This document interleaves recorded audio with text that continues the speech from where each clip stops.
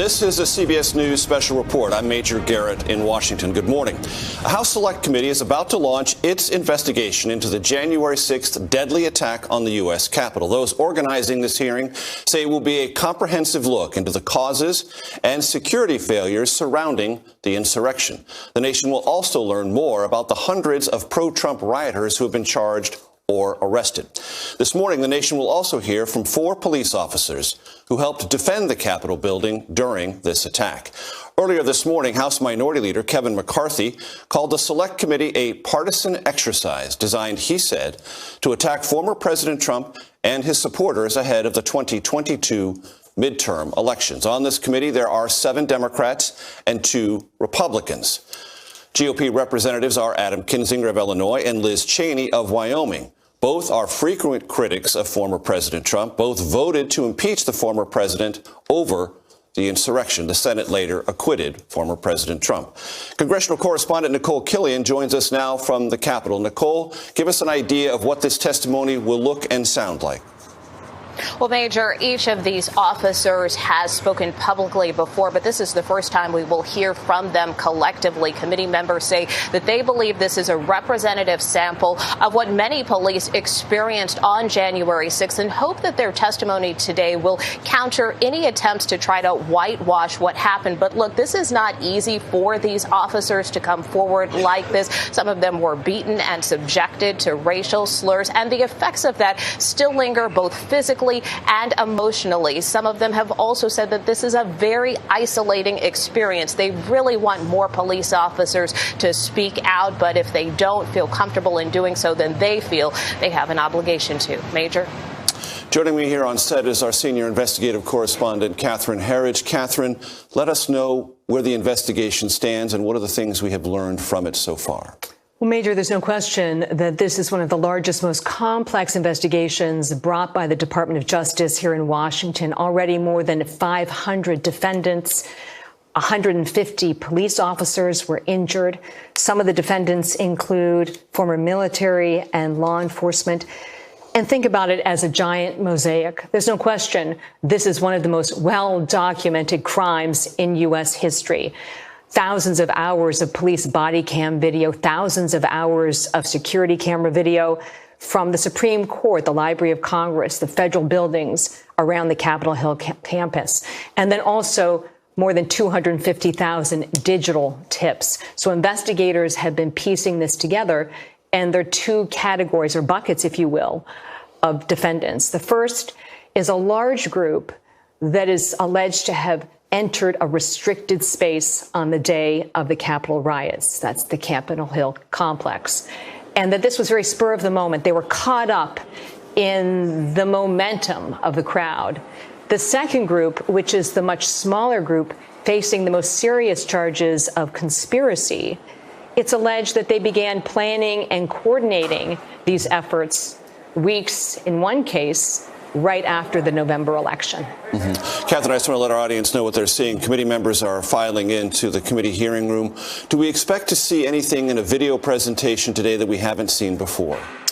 What we heard through congressional aides in an advanced briefing is that there would be extremely graphic and violent video today, and they held out the possibility we may see some new material, but they were not more specific. For folks at home who will be watching today, these 4 witnesses will really put a human face on the violence, the hand-to-hand combat. One of them was beaten by a flagpole. That's a very famous image outside of the Capitol itself. Another was pinned down in a doorway with the rioters pulling his helmet as he was screaming in pain. So they will leave no doubt about the violence that day. And I think in many respects, if there are not a lot of headlines, they will put down a very important emotional marker, Major. Catherine Herridge, thank you so much. I want to bring in our congressional correspondent, Chris Van Cleve, who joins us from Capitol Hill. It's impossible in a moment like this, Chris Van Cleve, to not have politics injected into it.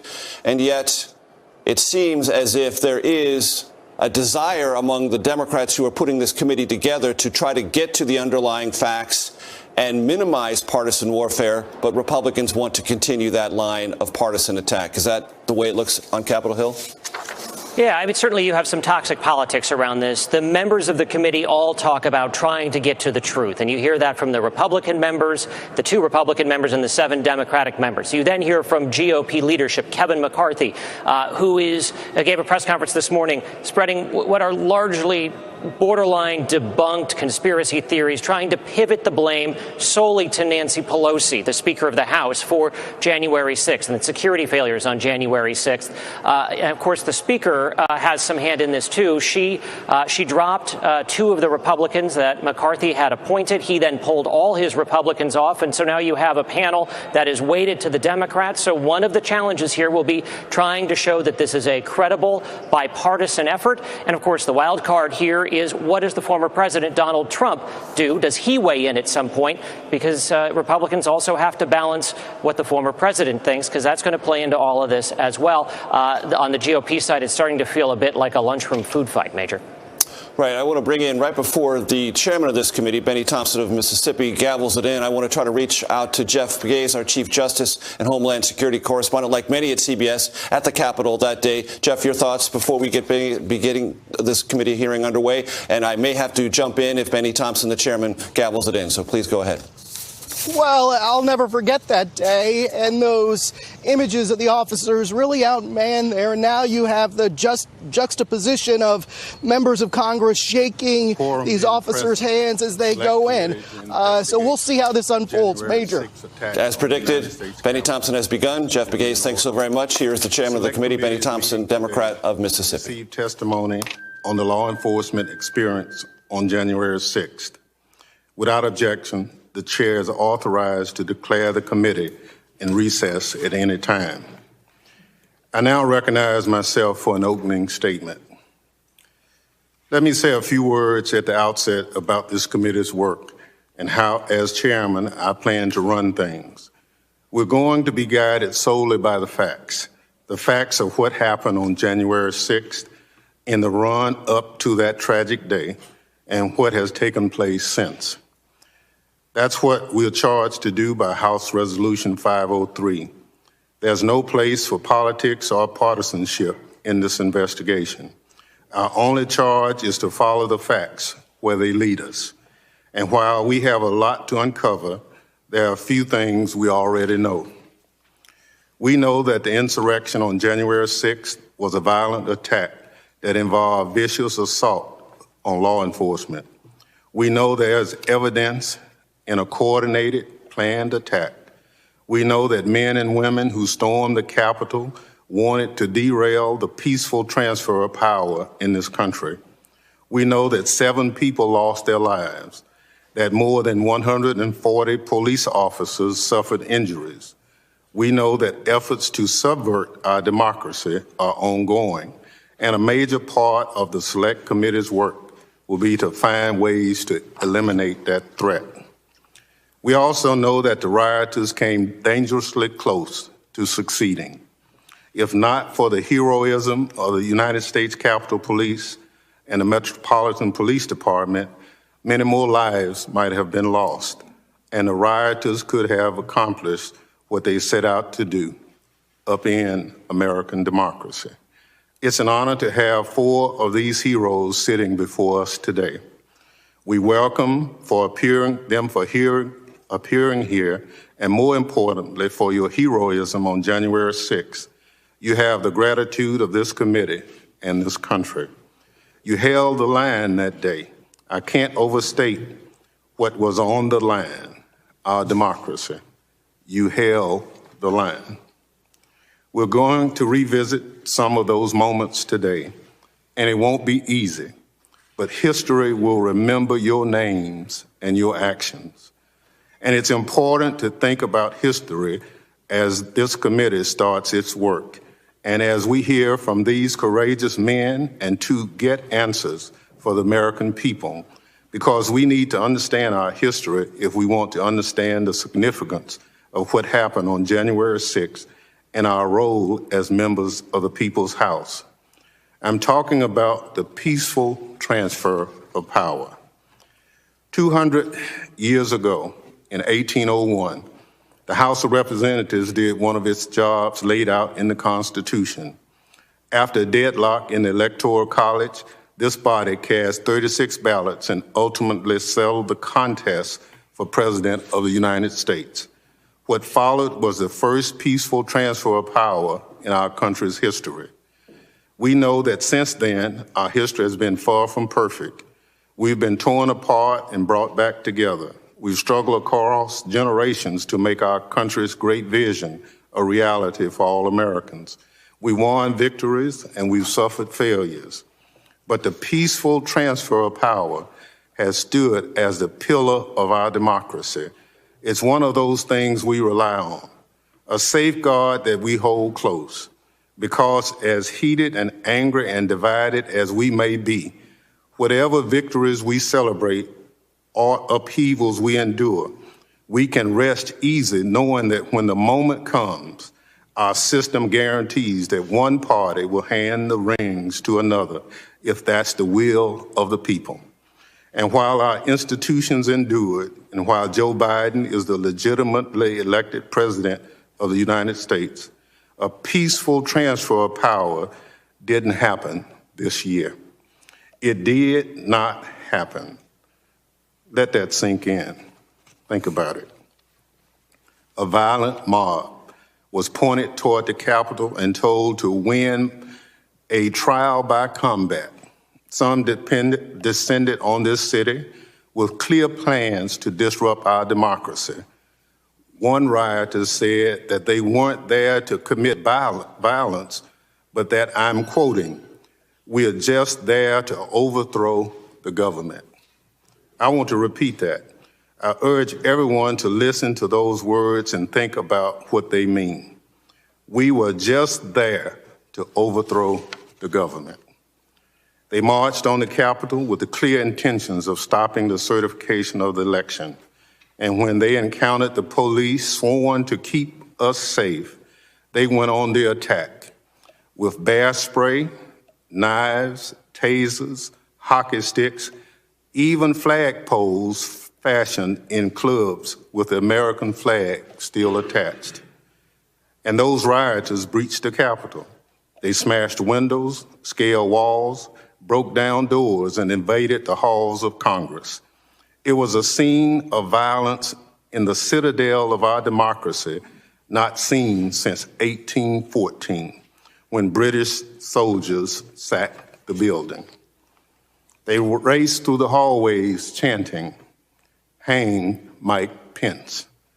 Where's Nancy?" They stormed onto the Senate floor because they wanted to stop the Senate from certifying the election. The rioters tried to take over the House floor for the same reason. Thankfully, some astute young staff member had the presence of mind to grab the physical electoral ballots for safekeeping. These rioters were organized. They were ready for a fight, and they came close to succeeding. It's frightening to think about how close we were. A few inches of wood and glass. An officer turning left instead of turning right. But just describing that attack doesn't come close to capturing what actually took place that day. So we're going to see some of what our witnesses saw on January 6th. Let's see the video, please. But please be advised that it contains graphic images and strong language, which many may find disturbing.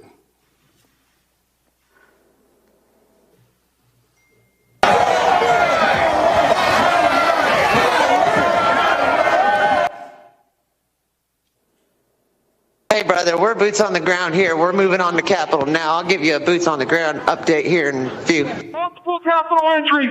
Multiple Capitol entries!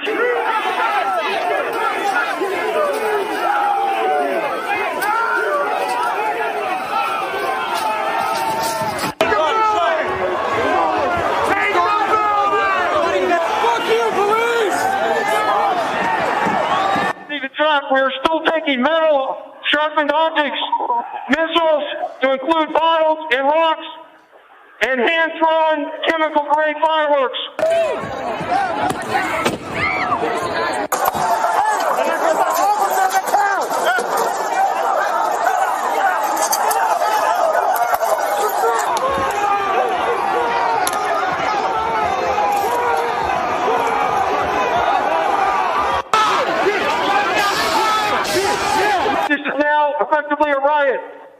1349 hours, declaring it a riot.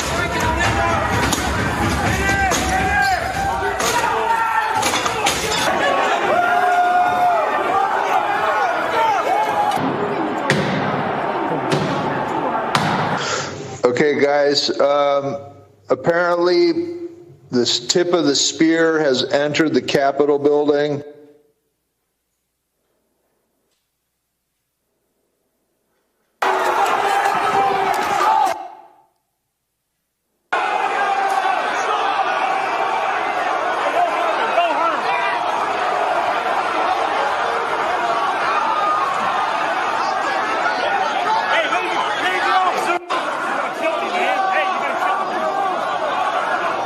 If I give this up, they're going to have to run next to us.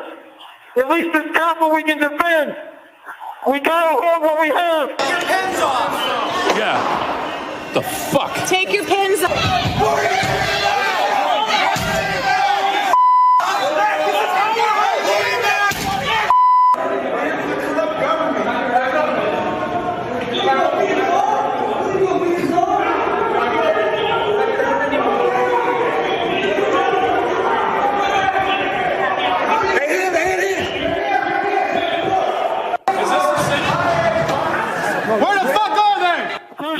Was pranked. 1033. I repeat, 1033. West front of the Capitol. We've been pranked and we've lost the lives.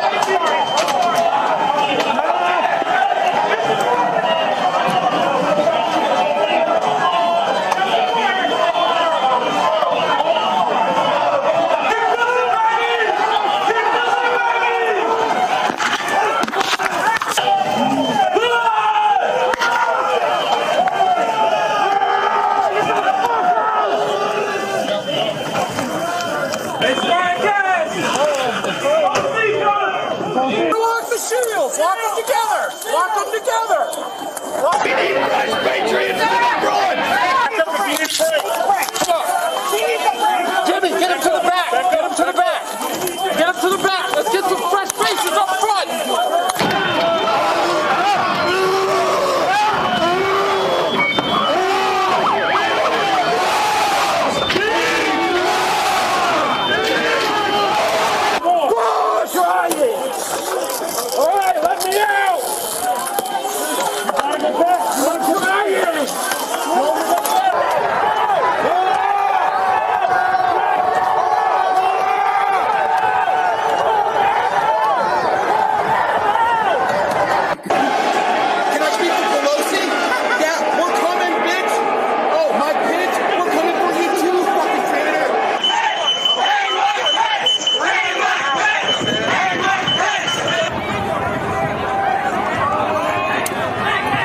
They've got the gallows set upside this Capitol building. It's time to start fucking using them.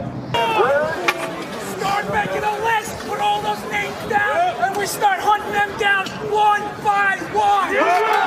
Traitors get guillotined. Mobilize in your own cities, your own counties, storm your own Capitol buildings, and take down every one of these corrupt motherfuckers. So we fucking need to have 30,000 guns up here. Next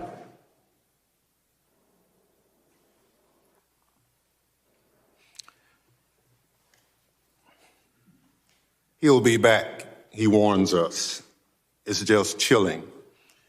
I thank God for our democracy and our republic withstood this assault.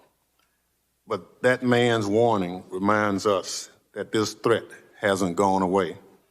It looms over our democracy like a dark cloud. Some people are trying to deny what happened, to whitewash it, to turn the insurrectionists into martyrs. But the whole world saw the reality of what happened on January 6th. The hangman's gallows sitting out there on our nation's mall. The flag of that first failed and disgraced rebellion against our union being paraded through the Capitol. The hatred, the bigotry, the violence. And all of it for a vile, vile lie. Let's be clear. The rioters who tried to rob us of our democracy were propelled here by a lie. As chairman of this committee, I will not give that lie any fertile ground. We need to understand how and why the big lie festered. We need to know minute by minute how January 6th unfolded. We need to understand how the rotten lie behind January 6th has continued to spread and feed the forces that would undermine American democracy. And we need to figure out how to fix the damage.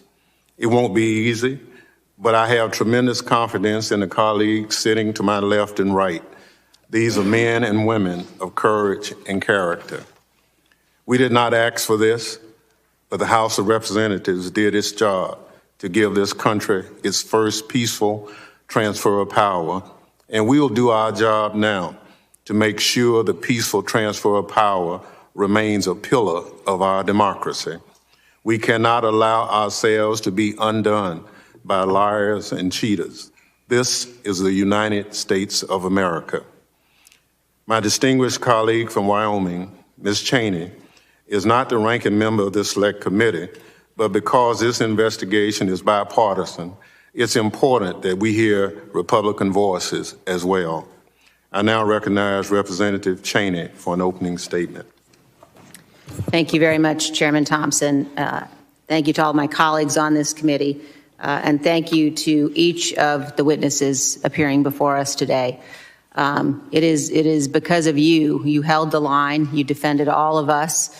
You defended the Capitol, and you defended the Constitution and our republic. And every American owes you our undying gratitude. Every American, I hope, will be able to hear your testimony today and will watch the videos. The videos show the unbelievable violence and the inexcusable and intolerable cruelty that you all faced, and people need to know the truth. I want to begin by reflecting briefly on the investigation that we're launching today. Every one of us here on the dais voted for and would have preferred that these matters be investigated by an independent, nonpartisan commission composed of 5 prominent Americans selected by each party and modeled on the 9/11 Commission. Although such a commission was opposed by my own leadership in the House, it overwhelmingly passed with the support of 35 Republican members. It was defeated by Republicans in the Senate, and that leaves us where we are today. We cannot leave the violence of January 6th and its causes uninvestigated. The American people deserve the full and open testimony of every person with knowledge of the planning and preparation for January 6th. We must know what happened here at the Capitol. We must also know what happened every minute of that day in the White House, every phone call, every conversation, every meeting leading up to, during, and after the attack. Honorable men and women have an obligation to step forward. If those responsible are not held accountable, and if Congress does not act responsibly, this will remain a cancer on our constitutional republic, undermining the peaceful transfer of power at the heart of our democratic system.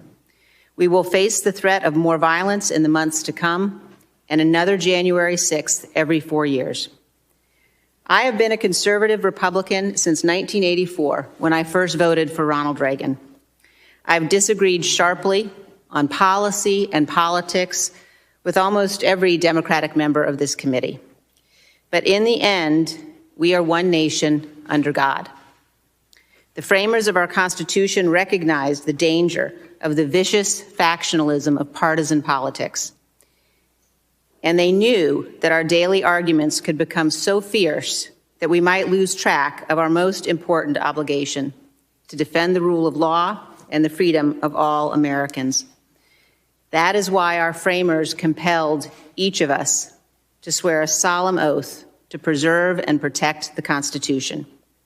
When a threat to our constitutional order arises, as it has here, we are obligated to rise above politics. This investigation must be nonpartisan. While we begin today by taking the public testimony of these 4 heroic men, we must also realize that the task of this committee will require persistence. We must issue and enforce subpoenas promptly. We must get to objective truth. We must overcome the many efforts we are already seeing to cover up and obscure the facts. On January 6th and in the days thereafter, almost all members of my party recognized the events of that day for what they actually were. One Republican, for example, said, quote, "What is happening at the U.S. Capitol right now is unacceptable and un-American. Those participating in lawlessness and violence must be arrested and prosecuted to the fullest extent of the law."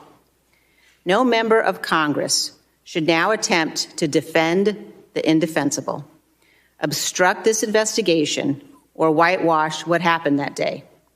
We must act with honor and duty and in the interest of our nation. America is great because we preserve our democratic institutions at all costs. Until January 6th, we were proof positive for the world that a nation conceived in liberty could long endure. But now January 6th threatens our most sacred legacy. The question for every one of us who serves in Congress, for every elected official across this great nation, indeed for every American, is this: will we adhere to the rule of law? Will we respect the rulings of our courts? Will we preserve the peaceful transition of power?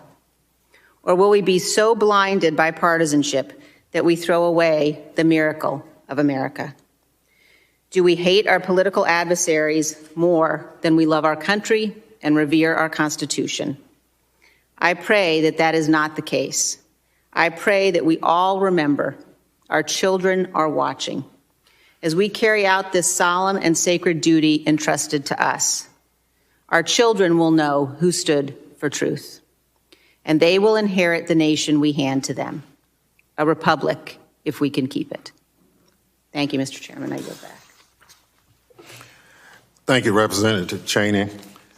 I will now introduce our witnesses. We're joined today by Sergeant Gonell of the United States Capitol Police. He's a 15-year veteran of the Capitol Police. He's assigned to a first responder unit in the United States Capitol Police's Uniformed Services Bureau. Before joining the Capitol Police, Sergeant Gonell served as 8 years in the United States Army and spent 545 days in Iraq, where his base was under constant mortar, rocket, and indirect fire by insurgents. He has received multiple awards and commendations for his military service. We're also joined by Officer Michael Fanon of the Metropolitan Police Department in Washington, D.C. Officer Fanon began his law enforcement career with the United States Capitol Police shortly after the terrorist attack of 9/11. For nearly 20 years, Officer Fanon has served the citizens of the District of Columbia in special units focusing on narcotics investigation and violent criminals. Officer Daniel Hodges is a member of the Civil Disturbance Unit 42 in the D.C. Metropolitan Police Department, where his responsibilities include riot response. Prior to his service on the Metropolitan Police Department, he served 6 years in the 116th Infantry Regiment, 3rd Battalion, as an indirect fire infantryman. U.S. Capitol Police Officer Harry Dunn is a 13-year veteran of the United States Capitol Police and a member of its first responder unit.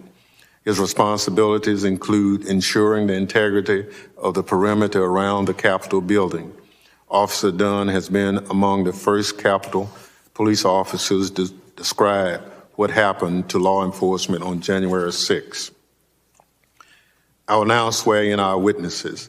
Witnesses will please rise and raise their right hand.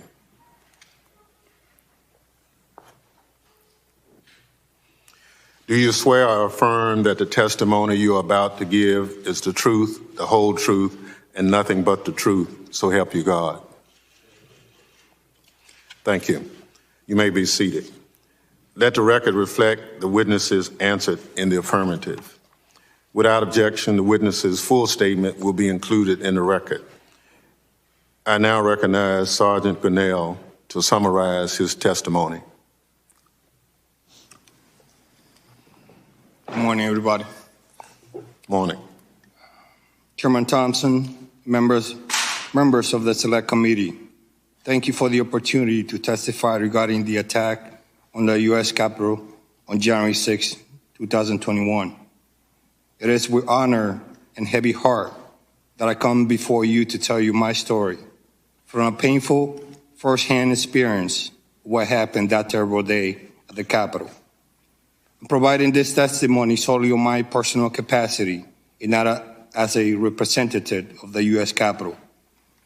It is imperative that the events of January 6 are fully investigated, and the Congress and the American people know the truth of what actually occurred, and that all those responsible are held accountable, particularly to ensure that horrific and shameful event in our history never repeats itself. I applaud you for pursuing this objective. Even though there is overwhelming evidence to the contrary, including hours and hours of videos and photographic coverage, there is a continuous shocking attempt to ignore or try to destroy the truth of what truly happened that day, and to whitewash the facts into something other than what they all mistakenly reveal, an attack on our democracy by a violent domestic extremist and a stain on our history and our moral standing here at home and abroad. As a child in the Dominican Republic, I look up to the United States as the land of opportunity and a place to better myself. And from that moment I landed at JFK in 1992, I have tried to pursue that goal. Thankfully, I achieved that goal on many levels. I was the first in my family to graduate college, join the Army, and become a police officer.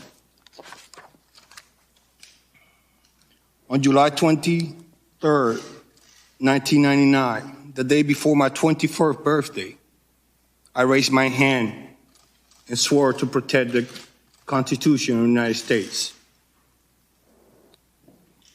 Because this country gave me an opportunity to become anything that I wanted. At that time, I already started basic training with the Army Reserves. In fact, I raised my hand several times in ceremonies to pledge my commitment to defend and protect the Constitution of the United States. When I joined the Army Reserves, when I was promoted to Sergeant War in the Army,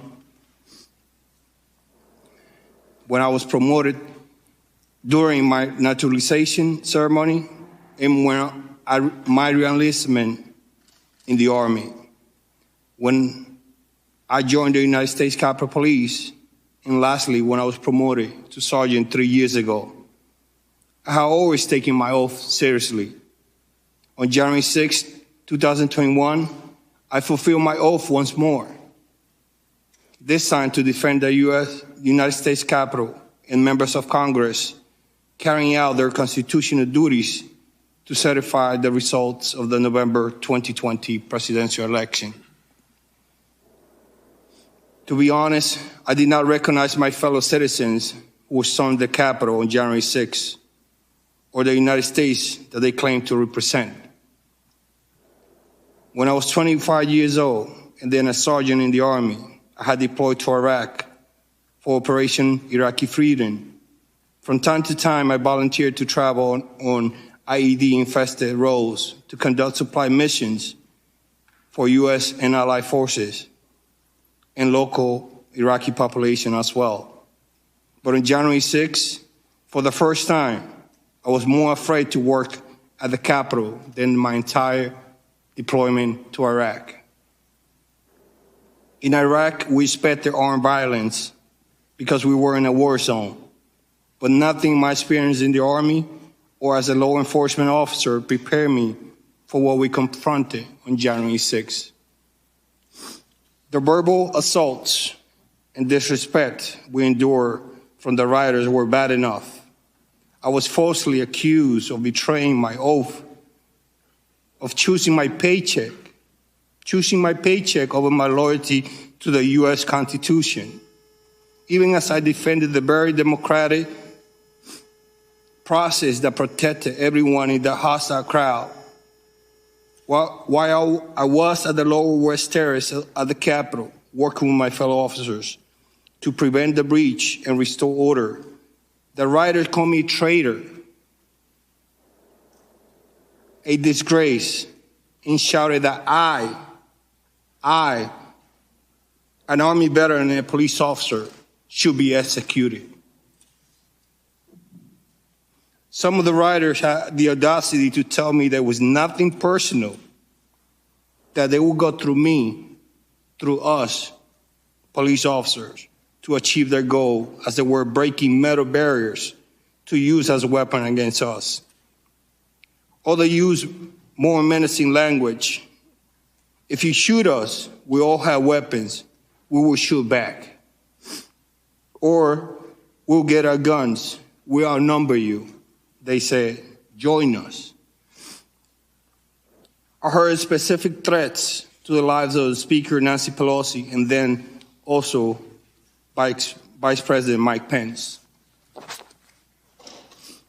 But the physical violence we experienced was horrific and devastating. My fellow officers and I were punched, kicked, shoved, sprayed with chemical irritants, and even blinded with eye-damaging lasers by a violent mob, who apparently saw us, law enforcement officers, dedicated to ironically protecting them as U.S. citizens, as an impediment to their attempted insurrection. The mob brought weapons to try to accomplish their insurrectionist objectives and use them against us. These weapons included hammers, rebars, knives, baton, and police shields taken by force, as well as bear spray and pepper spray. Some of the rioters wore tactical gear, including bulletproof vests and gas masks.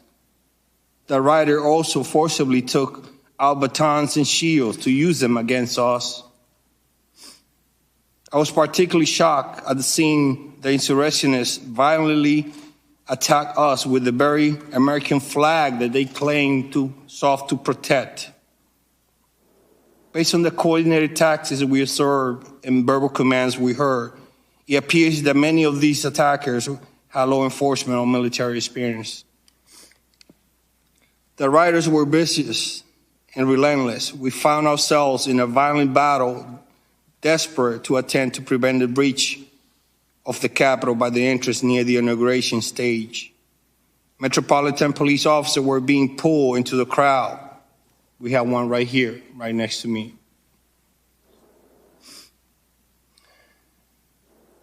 As we tried to push the rioters back from the breach in the Capitol, in my attempt to assist two MPD officers, I grabbed one by the officer by the back of the collar and pulled him back to the police line. When I tried to help the second officer, I fell on top of some police shields on the ground that were slippery because of pepper spray and bear spray. Rioters immediately began to pull me by my leg, by my shield, by my gear strap on my left shoulder. My survivor's instincts kicked in, and I started kicking and punching as I tried in vain to get MPD officer attention behind and above me. But they could not help me because they also were being attacked. I finally was able to hit the rioter who was grabbing me with my baton and able to stand. And then I continued to fend off new attackers as they kept rotating and attacking us again and again. What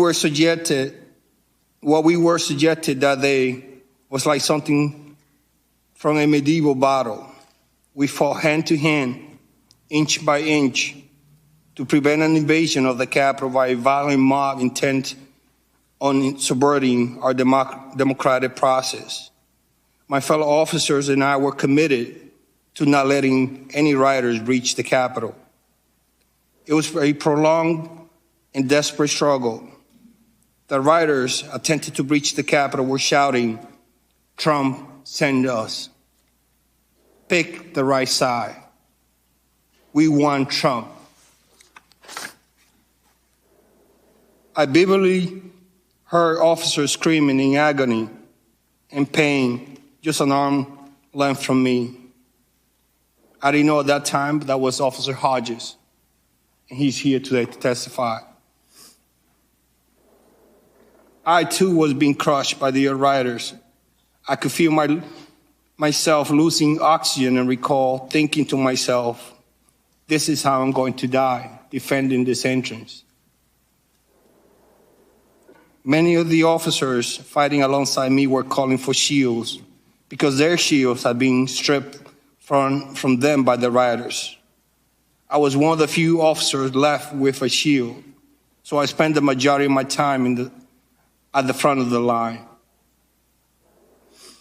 I later find out that my wife and relatives were here in the U.S. and abroad. Were frantically calling and texting me from 2 p.m. onward because they were watching the turmoil on television. It was now until 4:26 p.m. after giving CPR to one of the rioters who breached the Capitol in an effort to save her life that I finally had a chance to let my own family know that I was alive.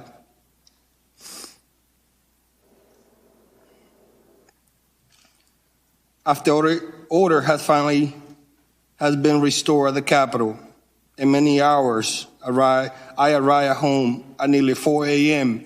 on January 7th. I had to push my wife away from me because she wanted to hug me. And I told her no, because of all the chemical that my uniform had on.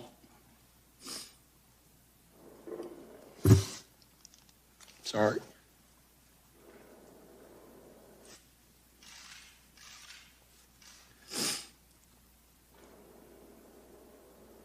I couldn't sleep because the chemical reactivated after I took a shower, and my skin was burning. I finally fell asleep 2 hours later, completely physically and mentally exhausted. Yet by 8 o'clock a.m., I was already back, on my way back to the Capitol.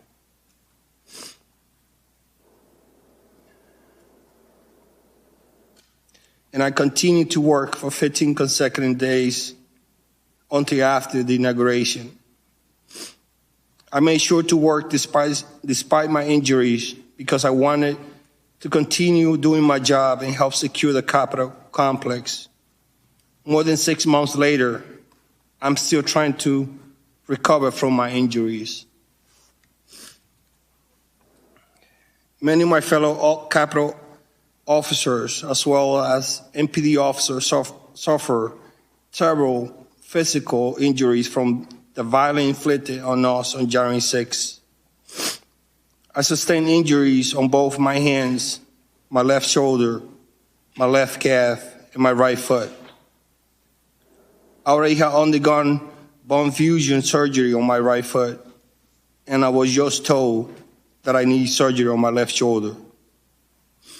I have been on medical and administrative leave for much of the past 6 months, and I expect to need further rehabilitation for possibly more than a year. There are some who express outrage when someone kneels while calling for social justice. Where are those same people expressing the outrage to condemn the violence attack on law enforcement, the Capitol, in our American democracy? I'm still waiting for them. As Americans in the world watching horror what was happening at the Capitol, we did not receive timely reinforcement and support we needed. In contrast, during the Black Lives Matter protests last year, U.S. Capitol Police had all the support we needed and more. Why the different response? Were it not for the brave members of the MPD and later on from other law enforcement agencies, I'm afraid to think what could have happened on January 6th. I want to publicly thank all the law enforcement agencies that responded to assist that day for their courage and their support. I especially want to thank those Capitol Police officers who responded on their own from home after working midnight shift. Despite being outnumbered, we did our job. Every member of the House of Representatives, senators, and staff member made it home. Sadly, as a result of that day, we lost officers, some really good officers. But we held the line to protect our democratic process, because the alternative would have been a disaster. We are not asking for medals or recognition. We simply want justice and accountability. For most people, January 6th happened for a few hours. But for those of us who were in the thick of it, it has not ended.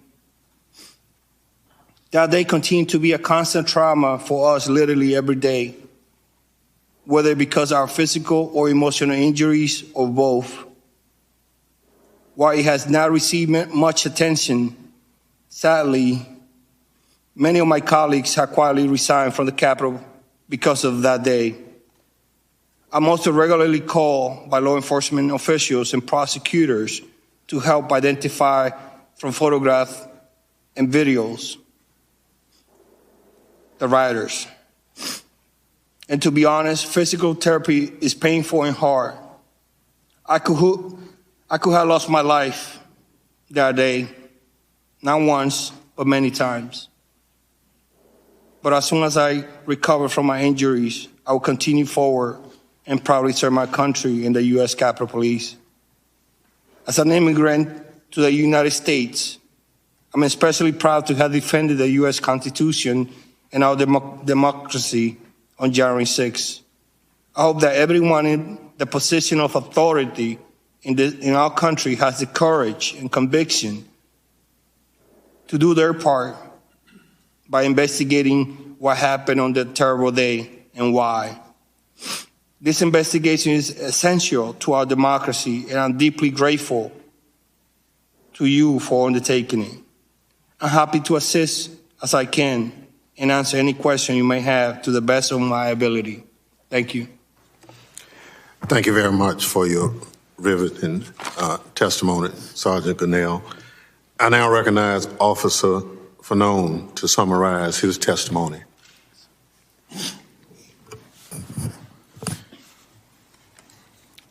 Thank you, Mr. Chairman, and members of this committee, for inviting me to provide my eyewitness testimony of the violent assault on our nation's Capitol on January 6, 2021. My name, for those of you who don't know, is Michael Fanon.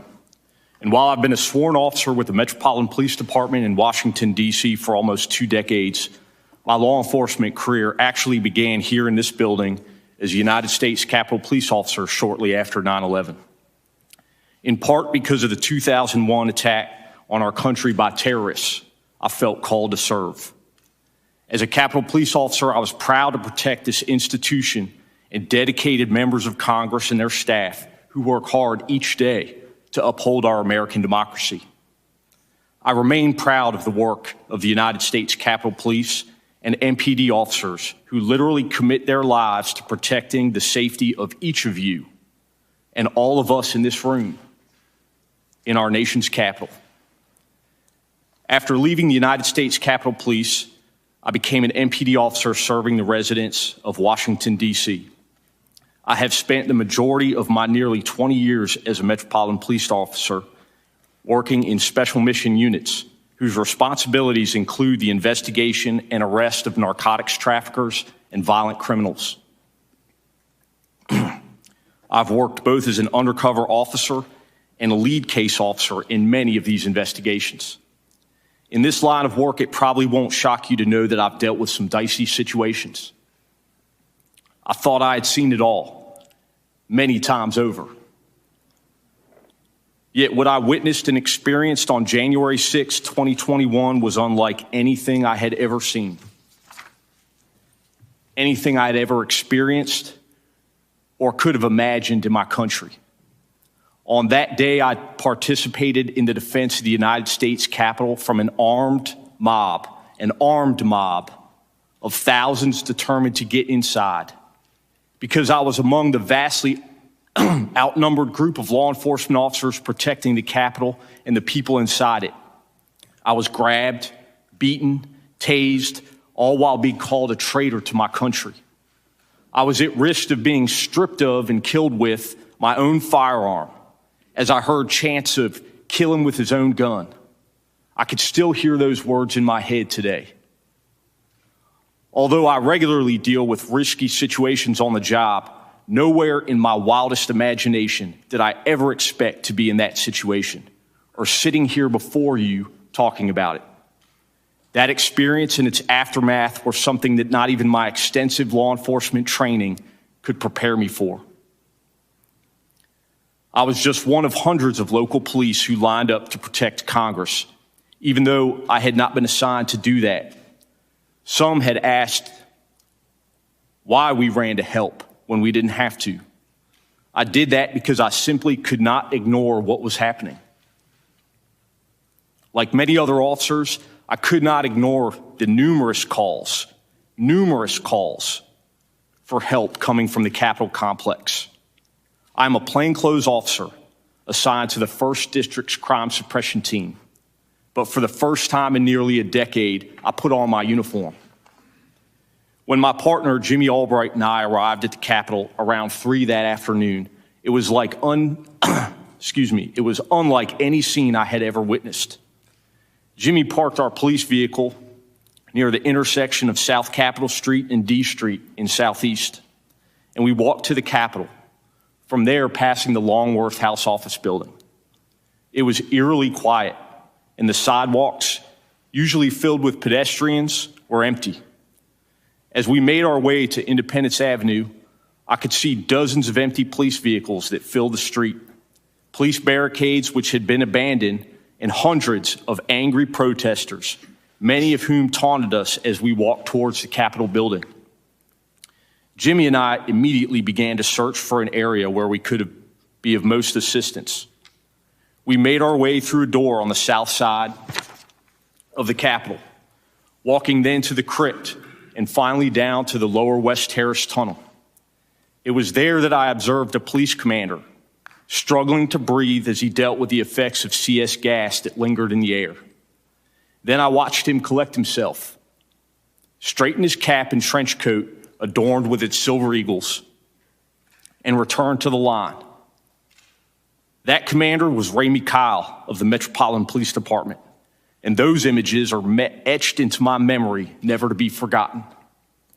In the midst of that intense and chaotic scene, Commander Kyle remained cool, calm, and collected as he gave commands to his officers.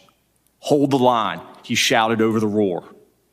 Of course, that day, the line was the seat of our American government. Despite the confusion and stress of the situation, observing Ray's leadership, protecting a place I cared so much about, was the most inspirational moment of my life. The bravery he and others showed that day are the best examples of duty, honor, and service. Each of us who carries a badge should bring those core values to our work every day. The fighting in the lower West Terrace tunnel was nothing short of brutal. Here I observed approximately 30 police officers standing shoulder to shoulder, maybe 4 or 5 abreast, using the weight of their bodies to hold back the onslaught of violent attackers. Many of these officers were injured, bleeding, and fatigued, but they continued to hold the line. As I don't have to tell the members in this room, the tunnel is a narrow and long hallway. It is not the sort of space anyone would want to be pulled into hand-to-hand combat with an angry mob. Although the narrowness of the hallway provided what was probably the only chance of holding back the crowd from entering your personal offices, the House, and Senate chambers. In an attempt to assist injured officers, Jimmy and I asked them if they needed a break. There were no volunteers. Selflessly, those officers only identified other colleagues who may be in need of assistance. The fighting dragged on. I eventually joined the tactical line at the tunnel's entrance. I can remember looking around and being shocked by the sheer number of people fighting us. As my police body-worn camera shows, thousands upon thousands of people seemingly determined to get past us by any means necessary. At some point during the fighting, I was dragged from the line of officers and into the crowd. I heard someone scream, "I got one!" As I was swarmed by a violent mob, they ripped off my badge. They grabbed and stripped me of my radio. They seized ammunition that was secured to my body. They began to beat me with their fists and with what felt like hard metal objects. At one point, I came face to face with an attacker who repeatedly lunged for me and attempted to remove my firearm. I heard chanting from some in the crowd, "Get his gun," and kill him with his own gun. I was aware enough to recognize I was at risk of being stripped of and killed with my own firearm. I was electrocuted again and again and again with a taser. I'm sure I was screaming, but I don't think I could even hear my own voice. My body camera captured the violence of the crowd directed toward me during those very frightening moments. It's an important part of the record for this committee's investigation and for the country's understanding of how I was assaulted and nearly killed as the mob attacked the Capitol that day. And I hope that everyone will be able to watch it. The portions of the video I've seen remain extremely painful for me to watch at times, but it is essential that everyone understands what really happened that tragic day. During those moments, I remember thinking there was a very good chance I would be torn apart or shot to death with my own weapon. I thought of my 4 daughters who might lose their dad. I remain grateful that no member of Congress had to go through the violent assault that I experienced that day. During the assault, I thought about using my firearm on my attackers, but I knew that if I did, I would be quickly overwhelmed.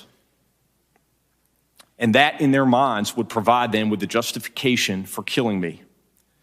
So I instead decided to appeal to any humanity they might have. I said as loud as I could manage, "I've got kids." Thankfully, some in the crowd stepped in and assisted me. Those few individuals protected me from a crowd and inched me toward the Capitol until my fellow officers could rescue me. I was carried back inside. What happened afterwards is much less vivid. I had been beaten unconscious and remained so for more than 4 minutes. I know that Jimmy helped to evacuate me from the building and drove me to MedStar Washington Hospital Center, despite suffering significant injuries himself. At the hospital, doctors told me that I had suffered a heart attack, and I was later diagnosed with a concussion, a traumatic brain injury, and post-traumatic stress disorder. As my physical injuries gradually subsided and the adrenaline that had stayed with me for weeks waned, I've been left with the psychological trauma and the emotional anxiety of having survived such a horrific event. And my children continue to deal with the trauma of nearly losing their dad that day. What makes the struggle harder and more painful is to know so many of my fellow citizens, including so many of the people I put my life at risk to defend, are downplaying or outright denying what happened. I feel like I went to hell and back to protect them and the people in this room. But too many are now telling me that hell doesn't exist or that hell actually wasn't that bad. The indifference shown to my colleagues is disgraceful. My law enforcement career prepared me to cope with some of the aspects of this experience. Being an officer, you know your life is at risk whenever you walk out the door, even if you don't expect otherwise law-abiding citizens to take up arms against you. but nothing, truly nothing, has prepared me to address those elected members of our government who continue to deny the events of that day, and in doing so, betray their oath of office. Those very members whose lives, offices, staff members I was fighting so desperately to defend. I agreed to speak here today and have talked publicly about what happened because I don't think our response to the insurrection should have anything to do with political parties. I know that what my partner Jimmy and I suited up for on January 6th didn't have anything to do with political parties or about politics or what political party any of you public servants belong to. I've worked in this city for 2 decades, and I've never cared about those things, no matter who was in office. All I've ever cared about is protecting you and the public, so you can do your job in service to this country and for those whom you represent. I appreciate your time and attention. I look forward to the committee's investigation, and I am hopeful with your commitment, we as a country will confront the truth of what happened on January 6th and do what is necessary to make sure this institution of our democracy never falls into the hands of a violent and angry mob. We must also recognize the officers who responded that day, many unsolicited, and their countless acts of bravery and selflessness. It has been 202 days since 850 MPD officers responded to the Capitol and helped stop a violent insurrection from taking over this Capitol complex, which almost certainly saved countless members of Congress and their staff from injury and possibly death. The time to fully recognize these officers is now. Thank you again for the opportunity to provide my testimony here today. Thank you very much for your testimony, and I don't think there's any question you have our commitment that we will do just that as a committee. Thank you, sir. I now recognize Officer Hodges to summarize his testimony. Good morning to the committee, members of the press, and to the country. To the members of the committee, I'd like to thank you for your invitation today to provide my account of my knowledge and experiences from January 6th, 2021. As the chairman mentioned, I'm a member of Civil Disturbance Unit 42 and is working in that capacity on the day in question. We started that day at 7:30 a.m., and our assignment at the time was to maintain high visibility along Constitution Avenue, namely the blocks leading up to President's Park, where then President Donald Trump was holding his gathering. My particular station was in front of 1111 Constitution Avenue, where I stood on foot as the crowd poured down the street and into the park. There were a significant number of men dressed in tactical gear attending the gathering, wearing ballistic vests, helmets, goggles, military face masks, backpacks, and without identifiable visible law enforcement or military patches. They appeared to be prepared for much more than listening to politicians speak in a park. 2 of my colleagues were approached by a group of 3 to 4 of such men. They were white men in good shape with load-bearing vests equipped with molly pouches. They were wearing BDUs or battle dress uniform pants, tactical boots, black sunglasses, and short haircuts. They had radios, and one was equipped with an earpiece. After a bit of small talk, one of them asked my colleague something to the effect of, "Is this all the manpower you have? Do you really think you're going to be able to stop all these people?" Dumbfounded, my colleague simply expressed they didn't understand what the speaker meant, and the group continued on. As the day went on and speakers in the park said their piece, I monitored the crowd on the radio. Over the radio, I heard our gun recovery unit working constantly, monitoring those in the crowd suspected of carrying firearms and making arrests and seizures when possible. Multiple gun arrests were made from January 5th through the 7th against those attending and likely had attended or planned to attend Donald Trump's gathering. Unfortunately, due to the course of events that day, we will never know exactly how many were carrying firearms and other lethal weapons. I don't know what time it was, but eventually the flow of the foot traffic reversed, with people leaving President's Park and traveling eastbound down Constitution Avenue towards the United States Capitol. At approximately 12:30 p.m., I noticed a commotion about half a block to my east, and I saw a crowd starting to coalesce around two figures. I ran to where they were and found a confrontation at the intersection of 10th and Constitution Avenue Northwest. One counter-protester, a black man, was backpedaling away from a white man in a Trump-labeled face mask who was closely following him with an outstretched arm. Myself and my colleague first arrived and physically separated the two, but a crowd of Donald Trump's people had gathered. They attempted to bait the counter-protester into attacking, shouting insults such as, "Your mother's a whore," and accusing him of hiding behind the cops. Eventually, enough MPD members had gathered to move along the crowd, who continued eastbound toward the Capitol building, and the counter-protester departed northbound on 10th Street. Returning to my post, I continued to monitor the radio. I could hear Commander Glover leading the defense efforts at the Capitol as the protesters began their transition from peaceful assembly into terrorism. I became agitated and wished we could move in to support as I could hear the increasing desperation in the commander's voice, yet we still had to wait for our orders to change. And eventually they did. At approximately 1:30 p.m., the commander authorized rapid response platoons to deploy their hard gear and respond to the Capitol, including CDU-42.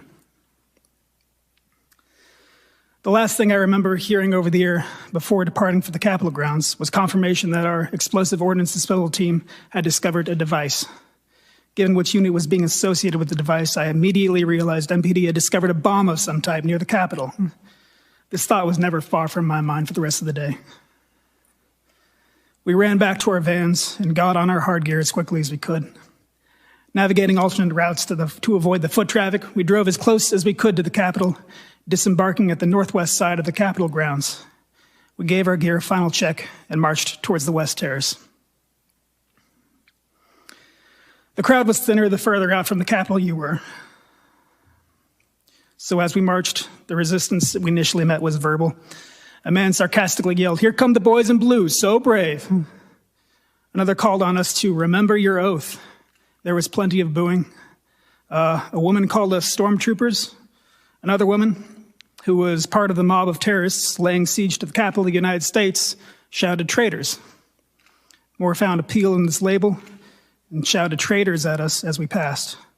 One man attempted to turn it into a duosyllabic chant. We continued to march.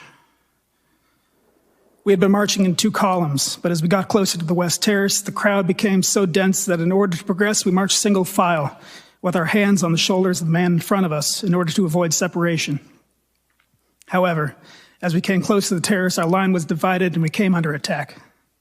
A man attempted to rip the baton from my hands, and we wrestled for control. I retained my weapon after I pushed him back. He yelled at me, "You're on the wrong team." Cut off from our leadership, which was at the front of our formation, we huddled up and assessed the threats surrounding us.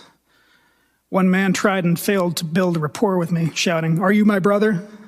Another takes a different tack, shouting, "You will die on your knees." I was at the front of our group and determined we had to push our way through the crowd in order to join the defense proper. So I began shouting, "Make way," as I forged ahead, hoping that I'm clearing a path for others behind me to follow. However, as I looked back, I saw that the rest of the group came under attack and were unable to follow. The crowd attempted to physically bar the rest of the platoon from following.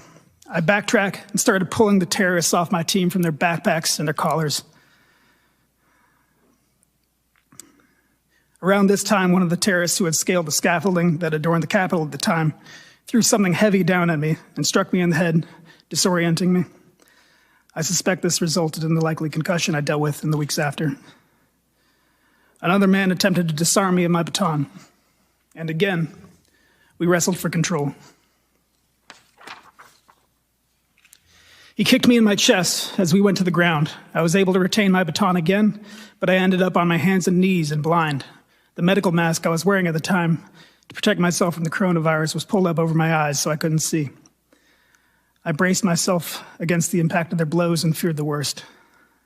Thankfully, my platoon had repelled their own attackers and got me back on my feet. The crowd started chanting "USA" at us, and we struck out again for the West Terrace. I led the charge through the midst of crowd control munitions, explosions, and smoke engulfing the area. Terrorists were breaking apart the metal fencing and bike racks into individual pieces, presumably to use as weapons. Thankfully, we made it to the secondary defense line on the West Terrace that MPD and Capitol Police were managing to hold. The rest of my platoon got behind the line, and we could take stock of the situation. I realized that back during the previous assault, someone had stolen my radio. From that point on, I was in the dark as to our current status, when reinforcements would arrive. Terrorists were scaling the scaffolding on both our sides, the tower that was in front of us, and attempting to breach the waist-high metal fencing that was the only barrier we had aside from ourselves. The sea of people was punctuated throughout by flags, mostly variations of American flags and Trump flags. There was Gadsden flags. It was clear the terrorists perceived themselves to be Christians. I saw the Christian flag directly to my front. Another read, "Jesus is my savior, Trump is my president." Another, "Jesus is king." One flag read, "Don't give up the ship." Another had crossed rifles beneath the skull, emblazoned with the pattern of the American flag. To my perpetual confusion, I saw the thin blue line flag, a symbol of support for law enforcement, more than once being carried by the terrorists as they ignored our commands and continued to assault us. The acrid sting of CS gas or tear gas and OC spray, which is mace, hung in the air as the terrorists threw our own CS gas canisters back at us and sprayed us with their own OC. Either they bought themselves or stole from us. Later, I learned at least one of them was spraying us in the face with wasp spray. The terrorists alternated between attempting to break our defenses and shouting at or attempting to convert us. Men alleging to be veterans told us how they had fought for this country and were fighting for it again. One man tried to start a chant of 4 more years. Another shouted, "Do not attack us, we're not Black Lives Matter," as if political affiliation is how we determine when to use force. A man in a QAnon hoodie exclaims, "This is the time to choose which side of history to be on." A man whose shirt read, "God, guns, and Trump" stood behind him, silently holding a Trump flag. A new man came to the front and fixated on me, continually berating me, telling me to take off my gear and give it to him, to show solidarity with we the people, or we're going to run over you. His voice cracked with the strain and the volume of his threats. He continued, "Do you think your little pea shooter guns are going to stop this crowd? No, we're going in that building." Eventually, there was a surge in the crowd. The fence buckled and broke apart, and we were unable to hold the line. A chaotic melee ensued. Terrorists pushed through the line and engaged us in hand-to-hand combat. Several attempted to knock me over and steal my baton. One latched onto my face and got his thumb in my right eye, attempting to gouge it out. I cried out in pain and managed to shake him off.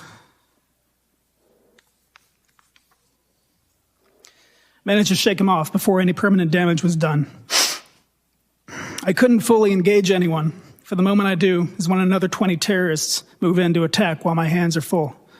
It was all we could do to keep ourselves on our feet and continue to fall back.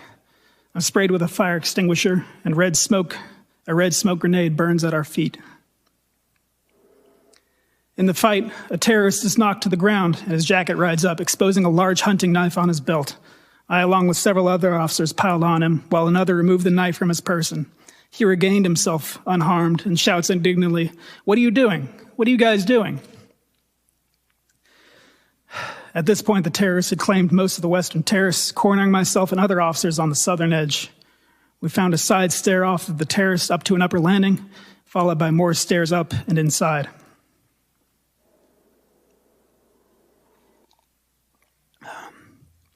Inside the Capitol building, officers walked through the halls briefly until they found a place to sit, decontaminate their faces of OC and CS, and take a quick breather. I followed suit. Someone had managed to find a package of water bottles and was passing them out. I washed off my face as best I could, rinsed out my mouth, and drank the rest. I took the opportunity of relative safety to don my gas mask. Not long afterward, I heard someone calling for officers to move to assist. I steeled myself for another round and descended a stairway into a long hallway filled with smoke and screams. The Capitol building is labyrinthine, but judging from the sound of intense combat, I could tell this hallway led outside to where the terrorists had forced our retreat. Officers were stacked deep, but every so often one would fall back from the front line, nursing an injury or struggling to breathe, and those who remained would take a step forward. It was a battle of inches, with one side pushing the other a few and then the other side regaining their ground. At the time, I, and I suspect many others in the hallway, did not know that the terrorists had gained entry into the building by breaking in doors and windows elsewhere, so we believed ours to be the last line of defense before the terrorists had true access to the building and to potentially our elected representatives. Eventually, it was my turn in the meat grinder that was the front line. The terrorists had a wall of shields that they had stolen from officers, as well as stolen batons, what other armaments they brought. Even during this intense contest of wills, they tried to convert us to their cult. One man shouted, "We all just want to make our voices heard, and I think you feel the same. I really think you feel the same." All while another man attempts to batter us with a stolen shield. Another man, like many others, didn't seem to appreciate that this wasn't a game. He fought his way across the lawn, up the steps, through the western terrace, all the OC and CS gas, and at the front line of this final threshold was asking us to hold on because he has asthma. The two sides were at a stalemate at a metal door frame that sat in the middle of the hallway. At the front line, I inserted myself so the frame was at my back in an effort to give myself something to brace against and provide additional strength when pushing forward. Unfortunately, soon after I secured this position, the momentum shifted and we lost the ground that got me there.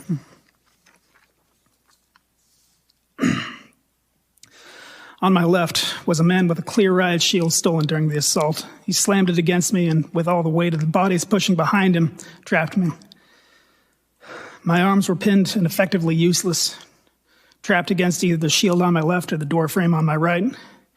With my posture granting me no functional strength or freedom of movement, I was effectively defenseless and gradually sustaining injury from the increasing pressure of the mob. Directly in front of me, a man seized the opportunity of my vulnerability. He grabbed the front of my gas mask and used it to beat my head against the door. He switched to pulling it off my head, the straps stretching against my skull and straining my neck. He never uttered any words I recognized, but opted instead for guttural screams. I remember him foaming at the mouth. He also put his cell phone in his mouth so that he had both hands free to assault me. Eventually, he succeeded in stripping away my gas mask, and a new rush of exposure to CS and OC spray hit me. The mob of terrorists were coordinating their efforts now, shouting, "Heave! Ho!" as they synchronized, pushing their weight forward, crushing me further against the metal door frame. The man in front of me grabbed my baton that I still held in my hands, and in my current state, I was unable to retain my weapon. He bashed me in the head and face with it, rupturing my lip and adding additional injury to my skull. At this point, I knew I couldn't sustain much more damage and remain upright. At best, I would collapse and be a liability to my colleagues. At worst, be dragged out into the crowd and lynched. Unable to move or otherwise signal the officers behind me that I needed to fall back, I did the only thing that I could do and screamed for help.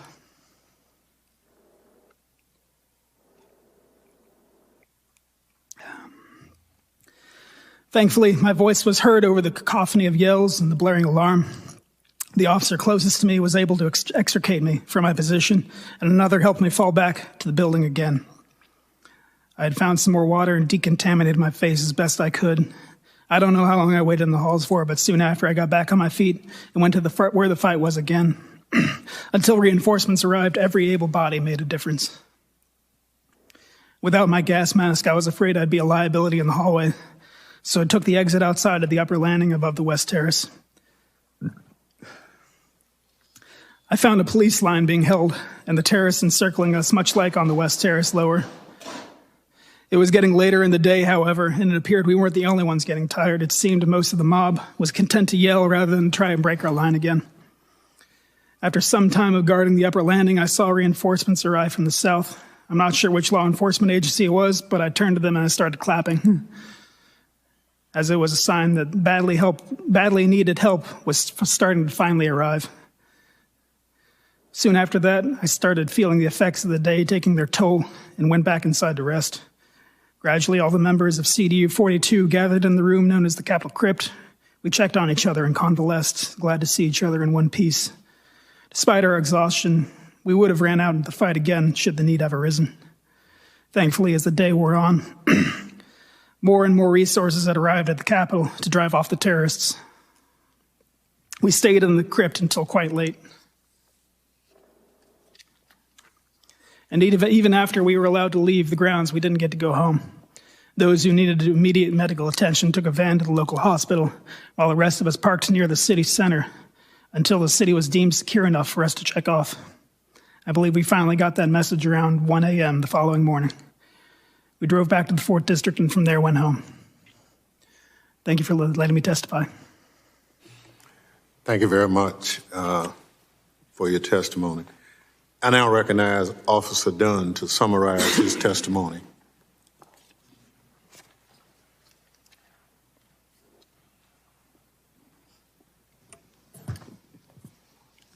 Chairman Thompson, members of the Select Committee, thank you for the opportunity today to give my account regarding the events of January 6, 2021, from my firsthand experience as a Capitol Police officer directly involved in those events and still hurting from what happened that day.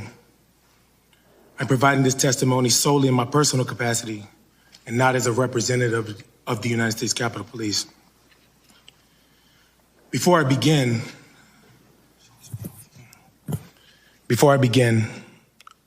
I'd like to take a moment of my time to ask for a moment of silence for my fallen colleague, Officer Brian Sicknick, who died from injuries he sustained in the line of duty defending the capital of our beloved democracy.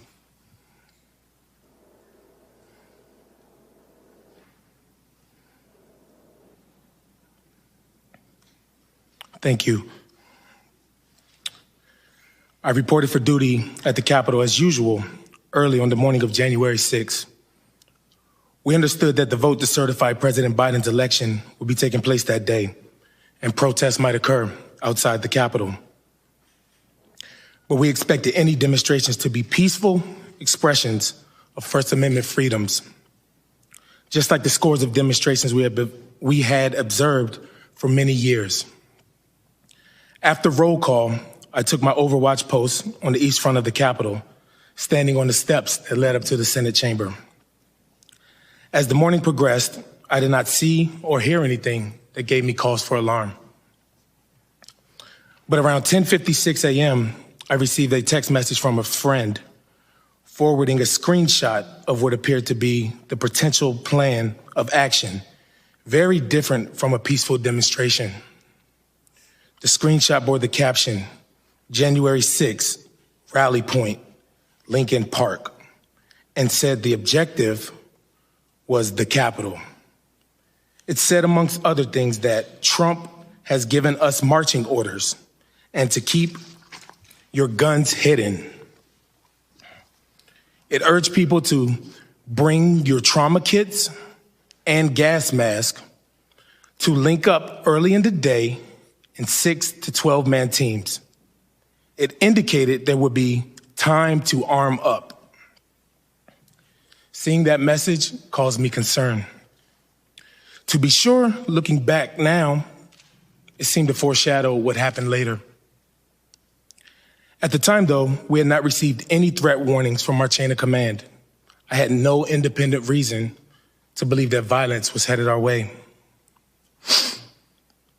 As the morning progressed and the crowd of protesters began to swell on the east side of the Capitol, many displaying Trump flags, the crowd was chanting slogans like, "Stop the steal," and "We want Trump." But demonstration was still being conducted in a peaceful manner. Early that afternoon, Capitol Police Dispatch advised all units over the radio that we had an active 10100 at the Republican National Committee nearby. 10100 is police code for a suspicious package such as a potential bomb. That radio dispatch got my attention, and I started to get more nervous and worried, especially because the crowds on the east front of the Capitol were continuing to grow. Around the same time, I started receiving reports on the radio about large crowd movements around the Capitol, coming from the direction of the ellipse to both the west and east fronts of the Capitol. Then I heard urgent radio calls for additional officers to respond to the west side, and an exclamation, a desperate voice, that demonstrators on the west side had breached the fence. Now it was obvious that there was a direct threat to the Capitol. I quickly put on a steel chest plate, which weighs approximately 20 pounds, and carrying my M4 rifle, sprinted around the north side of the Capitol to the West Terrace and the railing of the inaugural stage, where I had a broad view of what was going on. I was stunned by what I saw. In what seemed like a sea of people, Capitol police officers and Metropolitan police officers, MPD, were engaged in desperate hand-to-hand fighting with rioters across the West Lawn. Until then, I had never seen anyone physically assault Capitol Police or MPD, let alone witness mass assaults being perpetrated on law enforcement officers. I witnessed the rioters using all kinds of weapons against officers, including flagpoles, metal bike racks that they had torn apart, and various kinds of projectiles. Officers were being bloodied in the fighting. Many were screaming, and many were blinded and coughing from chemical irritants being sprayed in their faces. I gave decontamination aid to as many officers as I could, flushing their eyes with water to dilute the chemical irritants. Soon thereafter, I heard, "Attention all units, the Capitol has been breached," and that rioters were in various places inside the building. At that point, I rushed into the Capitol with another officer, going first to the basement on the Senate side, where I'd heard an MPD officer needed a defibrillator. After returning outside to the West Terrace to assist officers, I went back into the Capitol and up the stairs towards the crypt. There I saw rioters who had invaded the Capitol carrying a Confederate flag, a red MAGA flag, and a "Don't Tread on Me" flag. I decided to stand my ground there to prevent any rioters from heading down the stairs to the Lower West Terrace entrance, because that's where officers were getting decontamination aid and were particularly vulnerable. At the top of the stairs, I confronted a group of insurrectionists, warning them do not go down those steps. One of them shouted, "Keep moving, patriots." Another displayed what looked like a law enforcement badge and told me, "We're doing this for you." One of the invaders approached me like he was going to try to get past me and head down the stairs. I hit him, knocking him down. After getting relieved by other officers in the crypt, I took off running upstairs towards the speaker's lobby and helped a plainclothes officer who was getting hassled by insurrectionists. Some of them were dressed like members of a militia group, wearing tactical vests, cargo pants, and body armor.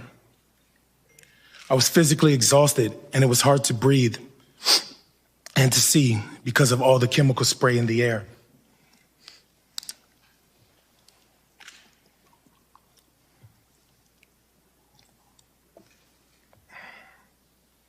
More and more insurrectionists were pouring into the area by the speaker's lobby near the rotunda, and some wearing MAGA hats and shirts that said Trump 2020. I told them to just leave the Capitol, and in response they yelled, "No, man, this is our house. President Trump invited us here. We're here to stop the steal. Joe Biden is not the president. Nobody voted for Joe Biden." I'm a law enforcement officer, and I do my best to keep politics out of my job. But in this circumstance, I responded, "Well, I voted for Joe Biden. Does my vote not count? Am I nobody?" That prompted a torrent of racial epithets. One woman in a pink MAGA shirt yelled, "You hear that, guys? This nigger voted for Joe Biden." Then the crowd, perhaps around 20 people, joined in screaming, "Boo, fucking nigger." No one had ever called me a nigger while wearing the uniform of a Capitol police officer. In the days following the attempted insurrection, other black officers shared with me their own stories of racial abuse on January 6th. One officer told me he had never, in his entire 40 years of life, been called a nigger to his face, and that streak ended on January 6th. Yet another black officer later told me he had been confronted by insurrectionists in the Capitol who told him, "Put your gun down and we'll show you what kind of nigger you really are." To be candid, the rest of the afternoon is a blur. But I know I went throughout the Capitol to assist officers who needed aid and help expel more insurrectionists. In the crypt, I encountered Sergeant Gonell, who was giving assistance to an unconscious woman who had been in a crowd of rioters on the west side of the Capitol. I helped to carry her to the area of the House Majority Leader's office where she was administered CPR. As the afternoon wore on, I was completely drained, both physically and emotionally, and in shock and in total disbelief over what had happened. Once the building was cleared, I went to the rotunda to recover with other officers and share our experiences from what happened that afternoon. Representative Rodney Davis was there offering support to officers, and when he and I saw each other, he came over and he gave me a big hug. I sat down on a bench in the rotunda with a friend of mine who was also a black Capitol Police officer and told him about the racial slurs I endured. I became very emotional and began yelling, "How the blank could something like this happen? Is this America?"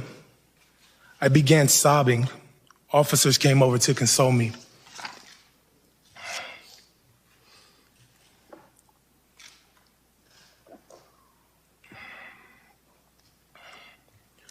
Later on January 6th, after order and security had been restored in the Capitol through the hard work and sacrifices of law enforcement,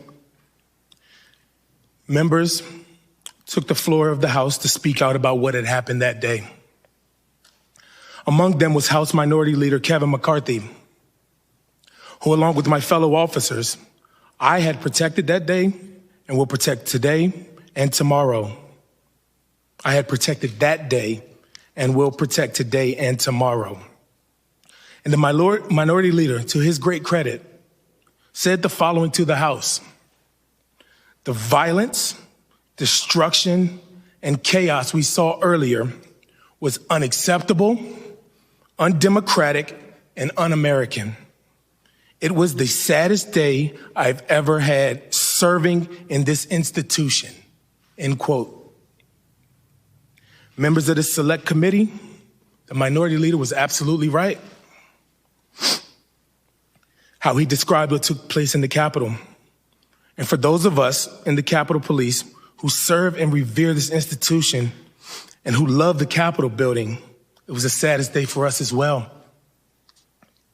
More than 6 months later, January 6th still isn't over for me. I've had to avail myself of multiple counseling sessions from the Capitol Police Employee Assistance Program, and I'm now receiving private counseling therapy for the persistent emotional trauma of that day. I've also participated in many peer support programs with fellow law enforcement officers from around the United States. I know so many other officers continue to hurt, both physically and emotionally. I want to take this moment to speak to my fellow officers about the emotions they're continuing to experience from the events of January 6th. There's absolutely nothing wrong with seeking professional counseling. What we went through that day was traumatic, and if you are hurting, please take advantage of the counseling services that are available to us. I also respectfully ask that this select committee review the available resources, the services available to us, and consider whether they are sufficient enough to meet our needs, especially with respect to the amount of leave that we are allowed. In closing, we can never again allow democracy to be put in peril, as it was on January 6th. I thank the members of the Select Committee for your commitment to determine what led to disaster at the Capitol on January 6th, what actually took place that day, and what steps should be taken to prevent such an attack on our democracy from ever happening again. I also want to thank and acknowledge my brothers and sisters in blue who fought alongside me on January 6th to protect our democracy. Each of you is a hero, and it is my honor to serve with you each and every day. I'd like to thank the American people for all of the support that they have provided these past several months to me and my fellow officers. Lastly, to the rioters, the insurrectionists, and the terrorists of that day, democracy went on that night and still continues to exist today. Democracy is bigger than any one person and any one party. You all tried to disrupt democracy that day, and you all failed. Thank you again for the opportunity to testify, and I would be happy to answer any questions that you may have. Thank you very much. I thank all the witnesses for their testimony. The rules we established allowed you the opportunity to tell your story. There's no question about it. You've done it in your own words. We appreciate it. And so what we will do now is begin our questioning of you. I now recognize myself for questions. At the time of the attack on the Capitol, I was in the gallery observing the proceedings on the House floor. While members of Congress were being protected by the police, you, the patriots protecting the Capitol and our very democracy, were being attacked by the mob outside. I want to learn more about what you did and what you witnessed. Officer Fanon, as a narcotics officer, you weren't supposed to be at the Capitol on January 6th, is that right? Yes, sir, that's correct. What prompted you to come to the Capitol? I was listening to the radio transmissions, specifically those coming from now Commander Robert Glover, who was the on-scene commander. If you've listened to those transmissions, he identifies himself as Cruiser 50. I heard things that I'd never heard before in my law enforcement career. In addition to the numerous distress calls or 1033s that I heard, which are, while not commonplace, also not uncommon in policing. I heard things like, the declaration of a citywide 1033, which in my career, to my recollection, has only been utilized in addition to the 9/11 attacks on the Navy Yard attack. And so I found that particularly distressful. Also, you could hear the tone of the individual officers' voices. They were scared. They were, clearly outnumbered and being violently assaulted. Thank you. So basically, the radio traffic, the 1033 signal on the radio, and your basic law enforcement instincts said your fellow comrades needed help, and therefore you made your way along with your friend to the Capitol. Yes, sir. So you went anyway, and let me thank you for that. And I understand a number of other people did the same.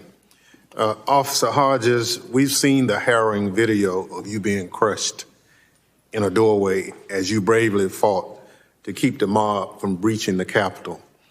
Many of your fellow officers' acts of heroism were not captured on video and are not therefore known to the public. Can you please share with the committee other acts of heroism by your colleagues on January 6th that you're aware of? Absolutely. One of my sergeants, Sergeant Brian Peake, while fighting to maintain control over the barricades on the West Terrace, was struck by a rioter and fractured and severely lacerating his right index finger. He kept in the fight for several more hours after that. He just put some tape on it and a napkin and went back to work.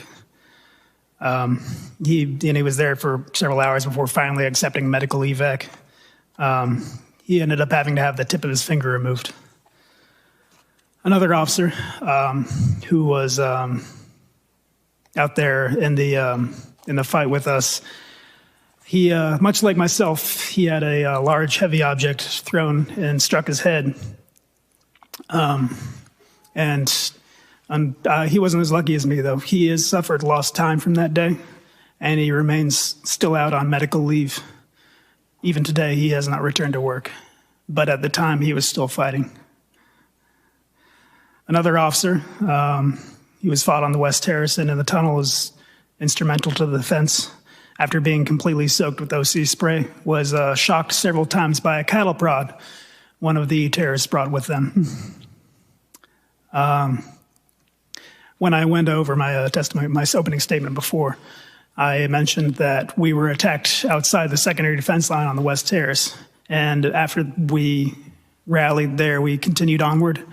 I know that another officer found a Capitol Police officer who was being dragged out into the crowd. And he was unable to signal to us what was going on, so he charged in there by himself and got that officer back out of there.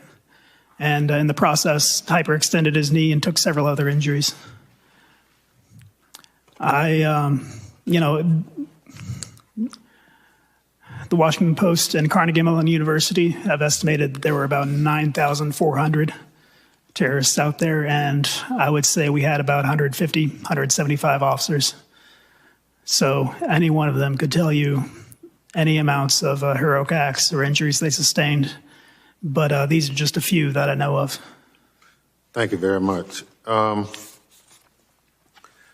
Officer Gonell, you talked about your tour in Iraq and what have you, and thank you for your service. Can you give the committee a sense of comparing those tours and experiences with what you experienced on January 6th? Sure. Back when I was in Iraq and sometime on a convoy mission to provide mutual support or taking care packages or whatnot to my other units and detachment and whatnot. We went through roadside bomb infested IED and whatnot, convoys whatnot. And my fear were minimal around that time. It was not as constant. I know we knew at that time that we could run over an IED, and that was it. But at least we knew that we were in a combat zone. Here in our country, in our very own capital, we are being attacked. Not once, but multiple times. We had. Can you pull the microphone to you just sorry. a little bit? Not only we were attacked one time, but it was multiple times, over and over. Different people, they hit us, and then they got tired of hitting us, and then they switch. Somebody else rotating in and out. And as my colleagues also have said, we were at the lowest entrance tunnel, and we didn't have a chance to rotate ourselves until later on, like after an hour and a half later. So whoever was there, we were fighting for our lives. We were fighting to protect all of you. In our mind, that time at that entrance, that was it. That was the point of breach, and we were not letting them in.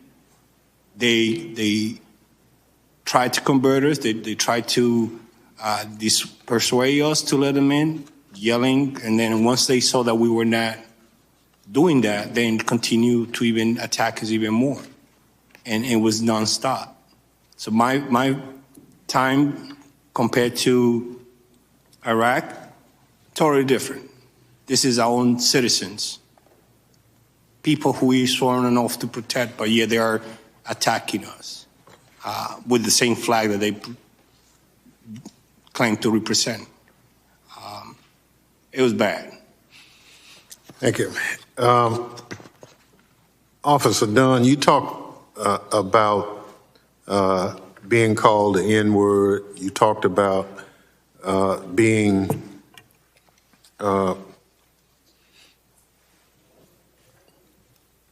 talked about like you've never heard before. And you talked about sharing comments from your other colleagues.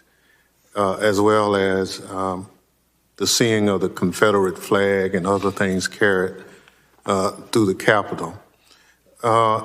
As an African-American law enforcement officer, can you give us, this committee and those who are watching, how you felt defending the Capitol on that day, being called that and seeing the symbols of the Confederacy going through the Capitol at the same time? Yes, sir. Thank you for your question.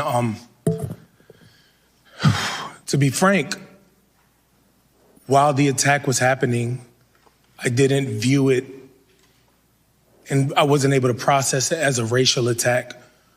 I was just trying to survive that day and get home. When I did have a moment to process it, I think that's in the rotunda where I became so emotional, because I was able to process everything that happened. And it was just so overwhelming, and it's so disheartening and disappointing that we live in a country with people like that, that attack you because of the color of your skin, just to hurt you. Those words are weapons. Thankfully, at the moment, it didn't hinder me from doing my job. But once I was able to process it, it hurt.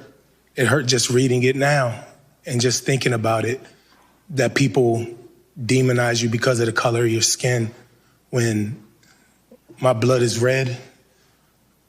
I'm an American citizen. I'm a police officer. I'm a peace officer. I'm here to defend this country, defend everybody in this building, not just the members, all the staff, guests, everybody. It just hurts that we have people in this country that result to that, regardless of your actions and what you desire to do and to make a difference out there. It's disheartening. So, thank you. But because of your heroism on that day, lives were saved and our democracy was preserved, in large part because you gave all of you, for that day on January 6th.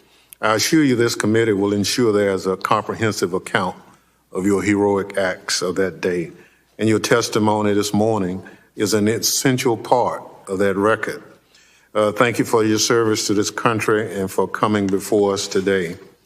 The chair now recognizes members for questions they may wish to ask the witnesses. The gentlewoman from Wyoming, Ms. Cheney, is recognized. Thank you very much, Mr. Chairman. And again, thank you to all of our witnesses for your heroism and your bravery that day, and also for being here today and telling your story. And I certainly join the chairman and every member of this committee in our commitment to making sure we get to the truth and that those who did this are accountable. Officer Gonell, I'd like to ask you, you describe in your testimony that you said it was like a medieval battlefield, that what you were subjected to that day was something like a medieval battlefield. You said we fought hand to hand and inch by inch to prevent an invasion of the Capitol by a violent mob intent on subverting our democratic process.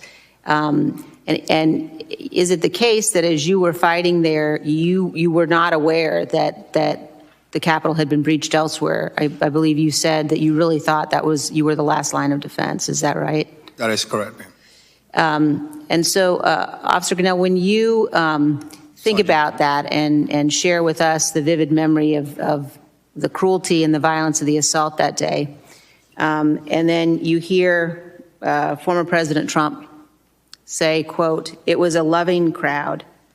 There was a lot of love in the crowd." How does that make you feel? It's upsetting. It's a pathetic excuse for his behavior for something that he himself helped to create, this monstrosity. I'm still recovering from those hugs and kisses that day that he claimed that so many rioters, terrorists, were assaulting us that day. If that was hugs and kisses, then we should all go to his house and do the same thing to him. to me, it's insulting, it's demoralizing, because everything that we did was to prevent everyone in the Capitol from getting hurt. And what he was doing, instead of sending the military, instead of sending the support or telling his people, his supporter, to stop this nonsense, he egged them to continue fighting. I was in the lower West Terrace fighting alongside these officers. And all of them were telling us, Trump sent us. Nobody else, there was nobody else. It was not Antifa. It was not Black Lives Matter. It was not the FBI. It was his supporter that he sent them over to the Capitol that day. And he could have done a lot of things. One of them was to tell them to stop. He talks about sacrifices, whatnot. The only thing that he has sacrificed is the institutions of the country and the country itself, only for his ego, because he wants to continue. He wants the job, but he doesn't want to do the job. And that's a shame on him himself. Thank you. Officer Fanon, you talked in your testimony about the fact that the line that day was the seat of American democracy, was the seat of our government. Can you talk about, as you think now about what was under threat? First of all, did you know it? Did you have a sense at the time, as you were going through the battle before the horrific violence happened to you, of the nature of the gravity of the threat that we were facing, that the line was in fact the seat of American democracy? Well, my response that day really was based off of my obligation as a police officer to not only protect the lives of the members of Congress and their staff, but also to my fellow officers. The politics of that day really didn't play into my response at all. Thank you. Officer Hodges, in your testimony, you talk about when you were at the Ellipse, and you mentioned the significant number of men dressed in tactical gear attending the gathering, wearing ballistic vests, helmet, goggles. When you saw that, was that something that you had anticipated at all? And could you just tell us more about that crowd there at the Ellipse, the extent to which you saw people who clearly were in military or paramilitary garb? It was absolutely a source of concern. Like I said, they had outer carrier vests designed to carry ballistic shielding, helmets, goggles, face masks, backpacks filled with unknown objects. And I couldn't get a count, and we couldn't stop and search everyone. But so I don't know how many there were, but I know that it was obviously a concern of mine. Thank you very much. And then finally, Officer Dunn, you mentioned the text message that you received, and you expressed some surprise. You mentioned that you had not seen any intelligence that would have led you to believe that we should expect that kind of violence. Could you elaborate on that a little bit? Yes, ma'am. So we were expecting civil disobedience, as we do at the Capitol. At least that was what was relayed to us. A couple of arrests, name calling, unfriendly people, but nowhere near the level of violence or even close to it like that we experienced.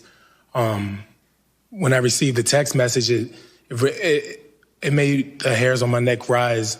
But since our chain of command had not told us to prepare for any of these levels of violence, I was just like, okay, whatever. Like, I've been here. I start year 14 in November, and we've dealt with hundreds of protests where people get arrested, and peaceful First Amendment protests. Everybody has the right to protest. That's okay. Do what you do, and we'll arrest you if you break the law, and we'll go home later that night. It was a lot different than that, but I was not alerted to the level of violence. Like, the text message I got foreshadowed that, looking back, but no, I was not. We were not prepared for what we faced that day. Thank you. And Mr. Chairman, without objection, I'd like to ask unanimous consent if we could enter that complete text message into the record. Without objection. Thank so you. Ordered. And again, I would just like to express my deep gratitude for what you all did to save us.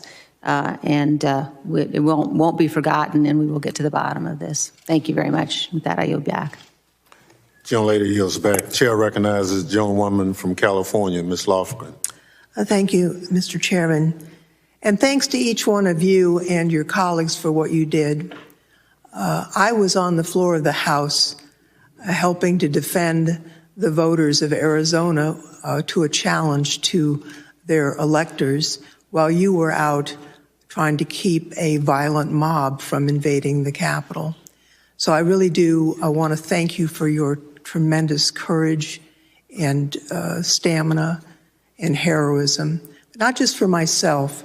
I chair the House Administration Committee, and I know how many others work in this Capitol, not only the staff to the members of Congress, but the food service workers who were present and clerical staff. You saved them as well, and so they also owe you a debt of gratitude. I do realize that ultimately the rioters breached the Capitol, but the time that you kept them out really made a tremendous difference. You saved the day, you saved the Constitution, and it made a tremendous difference for our country. And Officer Dunn, I did hear you about the need for additional help, and I want to pledge to you that we will work with the Capitol Police to make sure that the resources, the mental health unit has the resources that officers need. I'll make that pledge to you right now. I would like to ask Sergeant Gonell, not everyone knew that you were fighting in the hallway near the lower West Terrace on January 6th. Can you tell me what you went through on that hallway? And then while you were there, Metropolitan Police arrived to help you out. What difference did that make? Sure, ma'am. Before I start, by no means am I suggesting that we will go to his house. I apologize for my outburst. After we retreated to the lower West Terrace entrance, it was rough. It was terrible. Everything that was happening to us, it was simultaneously. And we didn't have a lot of support. We had probably like 50 officers at most when we went back in. And once we were there, we started saying to ourselves, this is it. This is the entrance where they're going to try to breach. We're going to hold the line. We're going to do everything possible without even coordinating among ourselves. The few officers who were still carrying shields, we automatically assumed position in the front. Some of those shields were taken, ripped apart from the officer's hand. Some of the officers also got concussed because they were hit with the same shields they were holding, because that was so violently taken from them that they were concussed. We did multiple struggles in terms of fighting. My shield was round, and I was able to get some strikes, but because we were in so close quarters, it was hard for us to even do that. The only thing we were allowed to was push forward. Whoever had shields, stay in the front, and whoever was behind the people with the shield, then they were striking those rioters. At some point, I fell on top of the floor, on the floor on top of some shields, trying to help and assist some of the officers. And I got pulled to the crowd. Luckily, I was able to free myself and stand up. Later on, the second time I went back to the front, that's when Officer Hodges was getting trampled. I was getting trampled because just a mere force of the rioters pushing forward and police officer pushing out, we were getting trampled in the middle. So it was very terrible things that happened to us there. Officer Fanon, before I ask you a question, I'd like to show a brief video clip of some of what you went through today. I realize this can be difficult to watch, but I think it's important for the public to see.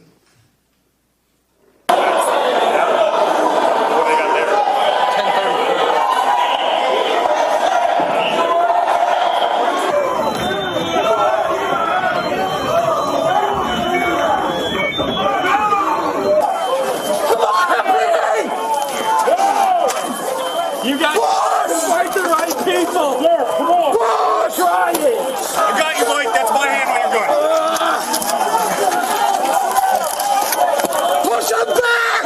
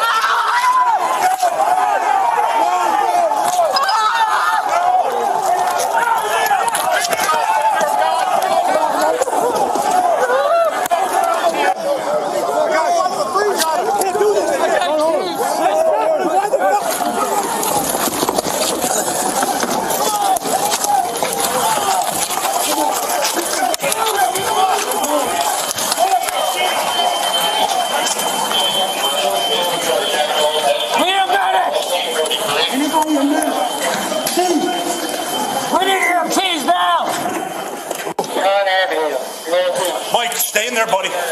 Mike, it's Jimmy. I'm here. Mike. Almost all of that was from your body camera footage. Can you walk us through what we've just seen, Officer Fanon?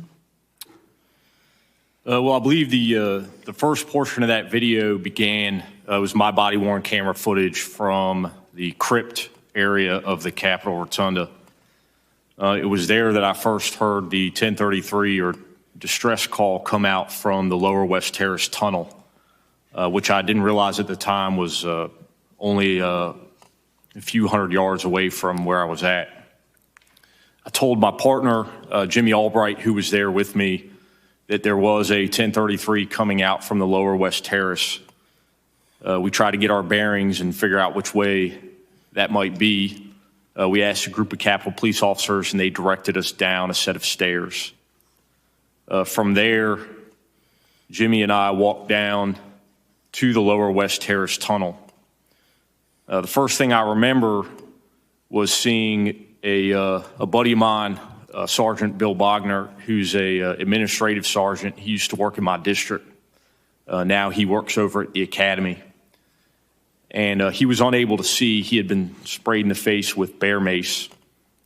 And I went up to him and told him, hey, it's Fanon. I remember he stretched out his hand to shake mine. And that's when he told me that the guys that were just beyond that set of double doors had been fighting there for, I believe he said about 30 minutes. I don't think he realized what time it was because they'd been fighting since around 1 p.m. It was 3 o'clock. So those guys have been there fighting for 2 hours unrelieved. I remember looking up through the set of double doors, there's glass panes, and you could see the CS gas, like white powder, still lingering in the air. It was at that point that I realized I probably should have brought my gas mask. So I went through the double doors and I saw Ray Mikhail, who's at the time a commander with our Criminal Investigations Division, overseeing all the detectives units.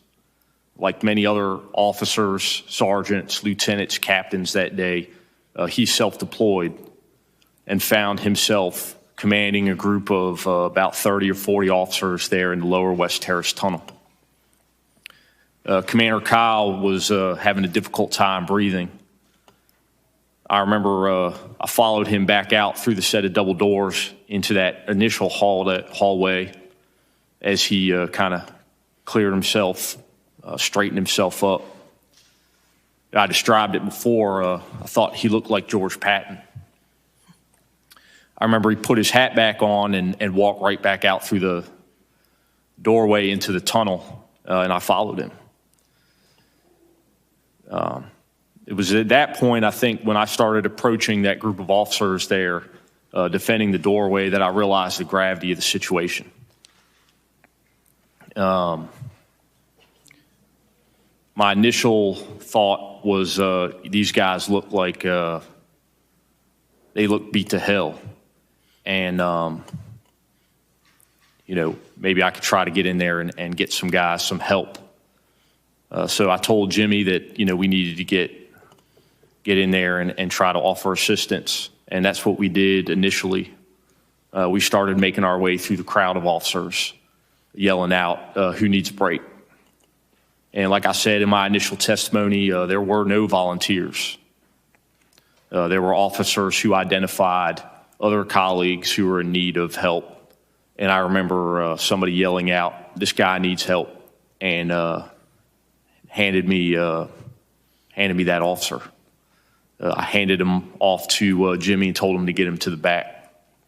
And I continued to make my way up to the front lines. Once I got up there, it was the first time I really came face to face with these terrorists. They were dressed in, you know, clothing adorned with political slogans, "Make America Great Again," Donald Trump 2020, things of that nature. They were wearing military-style clothing, Kevlar vests, Kevlar helmets. Many of them had gas masks, and quite a few had shields, which they had taken away from law enforcement officers. They were using them to beat us at the front line. The first thing I told them was, hey man, we got to get these doors closed. We got injured officers in here. And that really seemed to piss those guys off. They became incredibly violent, and that's when that surge that you watched in some of the video began. And you had a large group at the mouth of that tunnel entrance trying to push their way through the officers who were fighting to defend it. I believe had they done so, or had they accomplished that, they would have trampled us to death. Most certainly, you would have had police officers killed.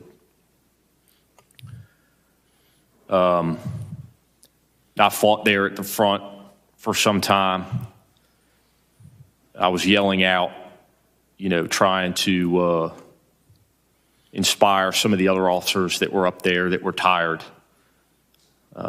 telling them to dig in and push. And we started to make some progress. We pushed those guys out of the tunnel, out through the initial threshold. And I remember thinking to myself, man, it's good to get some fresh air. It was at that point that I was pulled off the line. That initial period of time where I was pulled, you know, off that line was kind of a blur. I just remember getting violently assaulted from every direction, and eventually found myself out probably about 250, maybe 300 feet away from the mouth of the tunnel where the other officers were at. And I knew I was up shit creek without a paddle. I was trying to push guys off of me, create some space. All the while, I recognized the fact that there were individuals that were trying to grab a hold of my gun. I remember one of them distinctly lunging at me time and time again trying to grab my gun. And I heard people in the crowd yelling, "Get his gun, kill him with his own gun," and words to that effect. I thought about using my weapon. I believe that there were individuals in the crowd whose intentions were to kill me. And I came to that conclusion because of the fact that separated from these other officers who are only trying to defend the Capitol, I no longer posed any type of threat, nor was I an impediment to them, going inside of the building. But yet they tortured me. They beat me. I was struck with a taser device at the base of my skull numerous times. And they continued to do so until I yelled out that I have kids. And I said that hoping to appeal to some of those individuals' humanity. And fortunately, a few did step in and intervene on my behalf. They did assist me back towards the mouth of the tunnel entrance, and other officers were then able to rescue me and pull me back inside. But at that point, I was unconscious. And based off the body-worn camera footage, it's believed that I was unconscious for approximately 4 minutes. Thank you, officer, and thanks to each one of you. Our country is lucky, really blessed, that you are as patriotic and brave as you are. I yield back, Mr. Chairman. Gentlelady yields back. Chair recognizes the gentleman from Illinois, Mr. Kinzinger, for however long he chooses. Thank you, Mr. Chairman, and thank you to my colleagues on the committee. Thank you to our witnesses. I never expected today to be quite as emotional for me as it has been. I've talked to a number of you and gotten to know you. I think it's important to tell you right now, though, you guys may individually feel a little broken. You guys all talk about the effects you have to deal with, and you talk about the impact of that day. But you guys won. You guys held. Democracies are not defined by our bad days. We're defined by how we come back from bad days, how we take accountability for that. And for all the overheated rhetoric surrounding this committee, our mission is very simple. It's to find the truth, and it's to ensure accountability. Like most Americans, I'm frustrated that 6 months after a deadly insurrection breached the United States Capitol for several hours on live television, we still don't know exactly what happened. Why? Because many in my party have treated this as just another partisan fight. It's toxic, and it's a disservice to the officers and their families, to the staff and the employees on the Capitol complex, to the American people who deserve the truth, and to those generations before us who went to war to defend self-governance, because self-governance is at stake. And it's why I agreed to serve on this committee. I want to know what happened that day, but more importantly, I want all Americans to be able to trust the work this committee does and get the facts out there free of conspiracy. This cannot continue to be a partisan fight. I'm a Republican, I'm a conservative.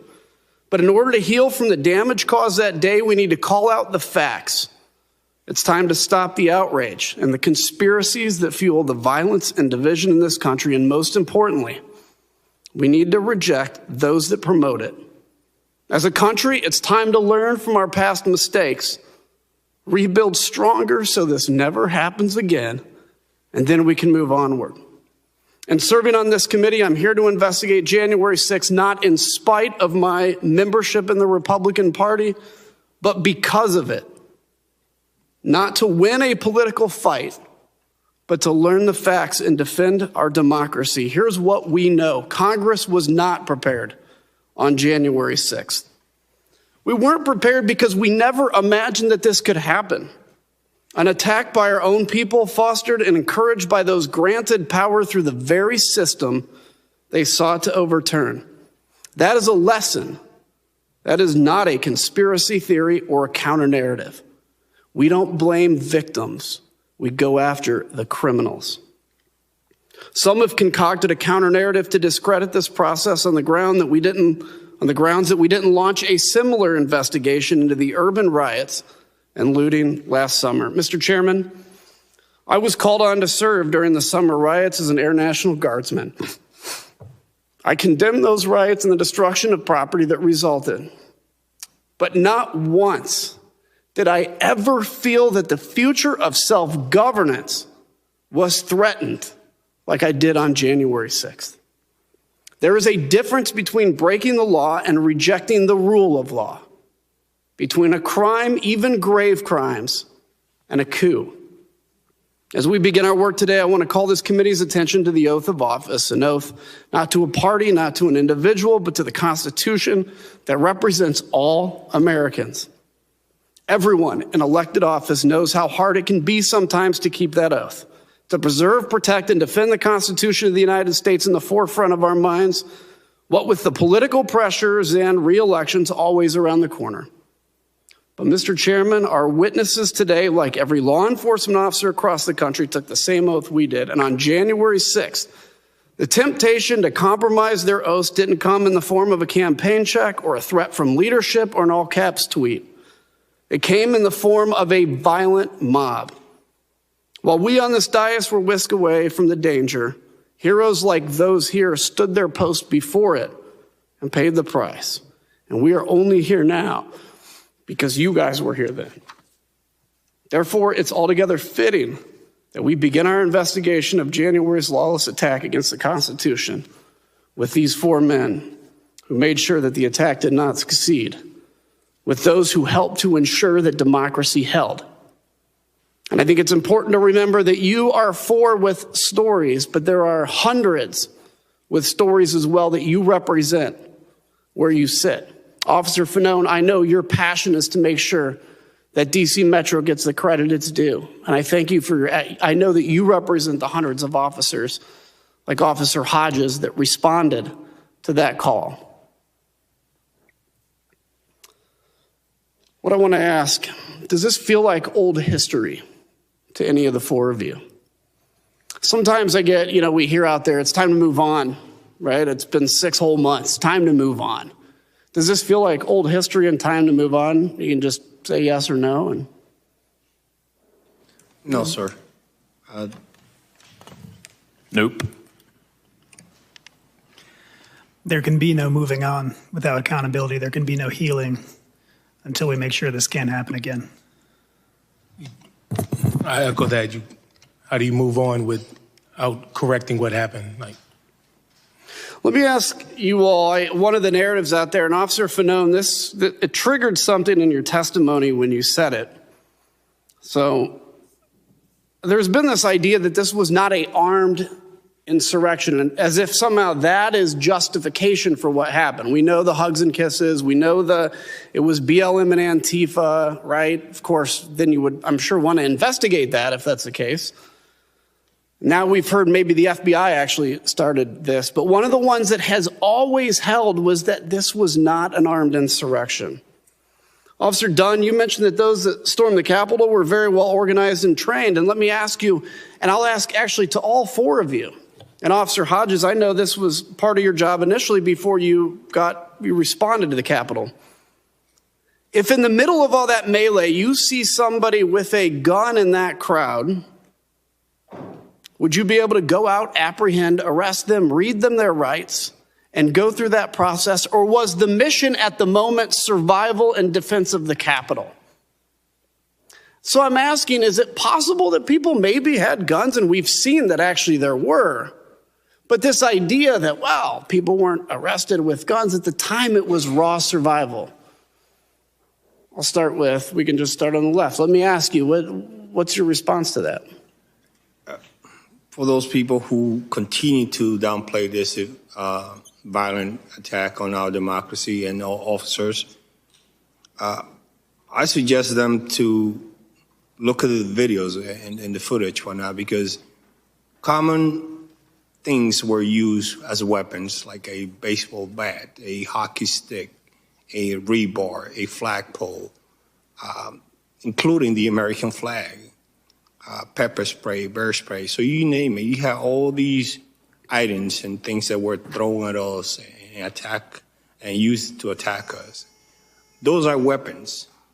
No matter if it is a pen, the way they were using these items, it was to hurt officers. It was to hurt police officers.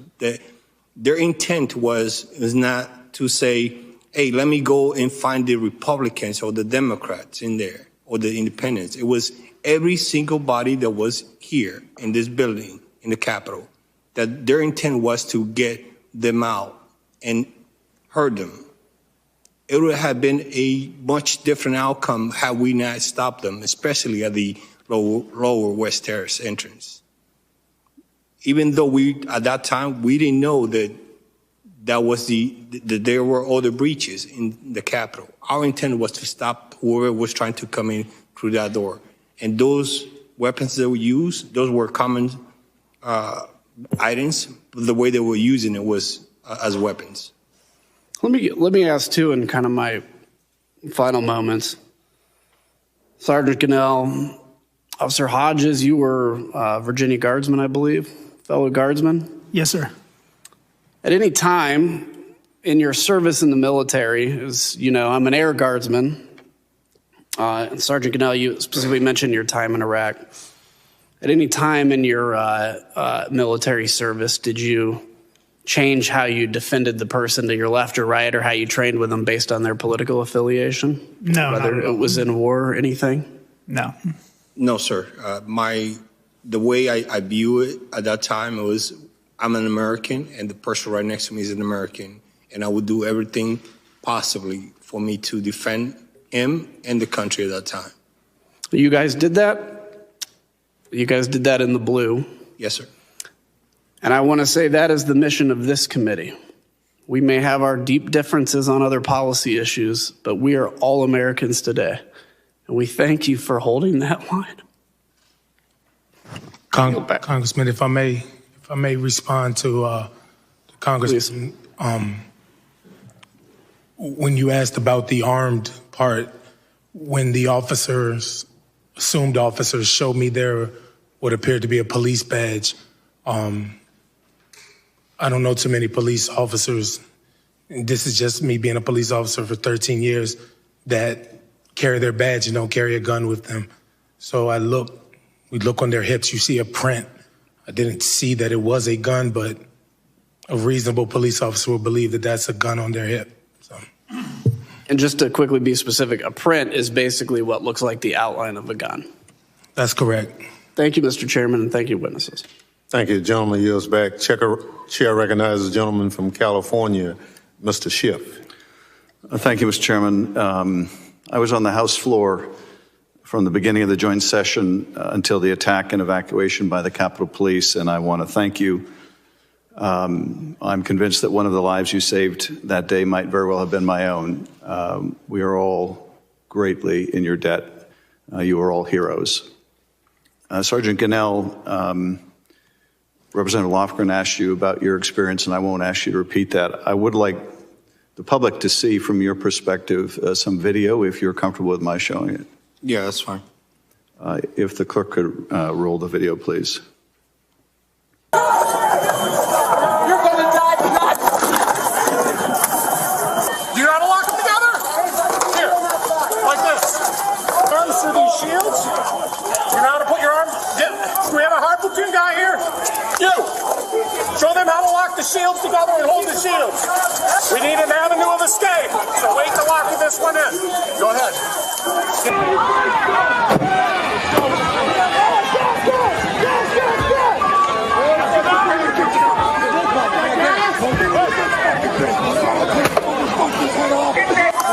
Back up. No, stop. Stop. Stop.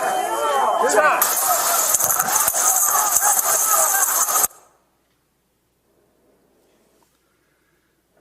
Sergeant, in that video, one of the first things you hear is someone saying you're going to die tonight. You described in your opening statement being crushed by rioters. You could feel yourself losing oxygen, thinking this was how your life was going to end, trampled to death, defending the Capitol.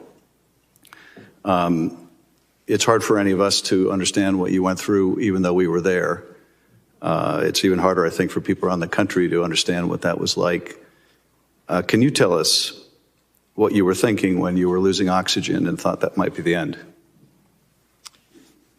My rationale there and the way I was thinking is like, we can't let these people in no matter what, even if it costs my life. That had bloody hand that you saw, that's me in there. And both my hands were bleeding bad. And at no point in time did I stop to consider stop, because the attacks were so relentless that all we had to do is, I was thinking was, I need to survive this, if possible, but I'm willing to sacrifice myself to prevent this, the attackers from coming in. I swore an oath and to protect the public, the member of Congress, and the United States Constitution and whatnot. And that's what I was doing that day, regardless of my personal safety, along with everybody else that was there that day. They were calling us traitors, even though they were the one committing the treasonous act that day.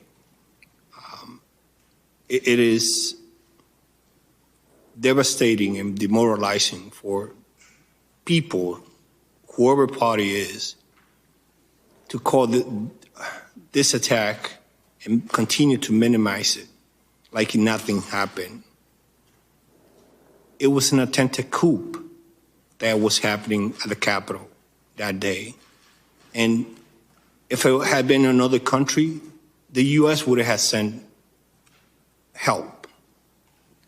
And people need to understand the severity of, in the magnitude of the event that was happening that day. We were all fighting for our lives to give you guys a chance to go home to your family, to escape. And now the same people who we helped, the same people who we gave them the borrowed time to get to safety, now they're attacking us. They're attacking our characters. They're attacking Officer Harriet's character, people who never served in the military or as a law enforcement. It's a disgrace. My actions that day was to save you guys, regardless of my personal safety. And I still continue to wanting to do that today, tomorrow, and as long as I'm permitted to do it, and if it is demanded of myself to do that in the future. Sergeant, this obviously had a deep impact on you, all of you, but it's also had a big impact on your family. You described how when you got home you couldn't even hug your wife because you had chemicals all over you. You wanted to go back. It seems like no sooner had you gotten home, you wanted to go back. Yes, sir. I think I read that you said you felt guilty. Did your wife want you to go back? No. Why did you go back? And what was your conversation with her about that? After I took a shower, I spent about 10 minutes hugging her and my son. I told her I gotta get some sleep because I gotta go back to work. And she told me, no, you're not. You hurt. I said, no, I'm still able to continue to carry out my duties. And by 8 o'clock, I was already on my way back, despite her concerns and for my safety. My sense of duty for the country, for the Constitution, at that time was bigger than even my love for my wife and my son. I put that ahead. And for me, it's confounding that some people who have sworn off elected officials, including people in the military that I seen at the lower stairs fighting against me, they sworn off and they're forgetting about that oath. They're not putting the country before the party. And that's what bothers me the most. Because I, as a former soldier, I know what that inherits, that oath. And I was willing, I'm still willing to do that. And we got people right now in front of the Justice Department asking to release some of the very same people to be released, even though we are testifying about the trauma and the agony and everything that happened to us. It's pathetic. And they shouldn't be elected official anymore. Officer Dunn, you described talking to your fellow black officer about what you went through and experiencing those racial epithets. You asked a question, I think, that I've been haunted by ever since. Is this America? And I'm very interested to know your thoughts on the answer to that question. Is this America what you saw? Well, thank you for your question.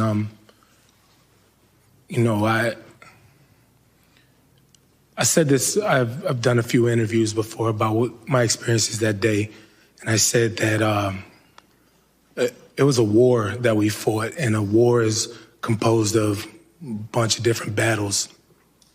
And everybody, even sitting at this table, fought a different battle that day, but it was all for the same war. And as black officers, I believe we fought a different battle also. And the fact that we had our race attacked and just because of the way we look, to answer your question, frankly, I guess it is America. It shouldn't be, but I guess that's the way that things are. I don't condone it. I don't like it. But I mean, if you look at our history of American history, countries existed because they won a war, or colonies and state lines and boundaries exist because of violence and wars. So I guess it sounds silly, but I guess it is American. And but it's not the side of America that I like. It's not the side of that any of us here represent. We represent the good side of America, the people that actually believe in decency and human decency, and we appeal to just the good in people. And that's what we want to see, whether we disagree with how they vote on a bill about infrastructure. Everybody wants the right thing, people to do okay. So that's why I'm glad to see this committee composed of Republican members also. So that's encouraging. It's encouraging. So that's the side of America that I say, yes, this is America. This is the side that I like and the side that I acknowledge. So, Officer, thank you. I believe in this country, and I believe in it because of people like you who understand what the flag means and what our Constitution means and risk their lives to defend it. I'd like to think, as Amanda Gorman so eloquently said, that we're not broken, we're just unfinished. Because if we're no longer committed to a peaceful transfer of power after our elections, if our side doesn't win, then God help us. If we deem elections illegitimate merely because they didn't go our way rather than trying to do better the next time, then God help us. And if we're so driven by bigotry and hate that we attack our fellow citizens as traitors, if they're born in another country or they don't look like us,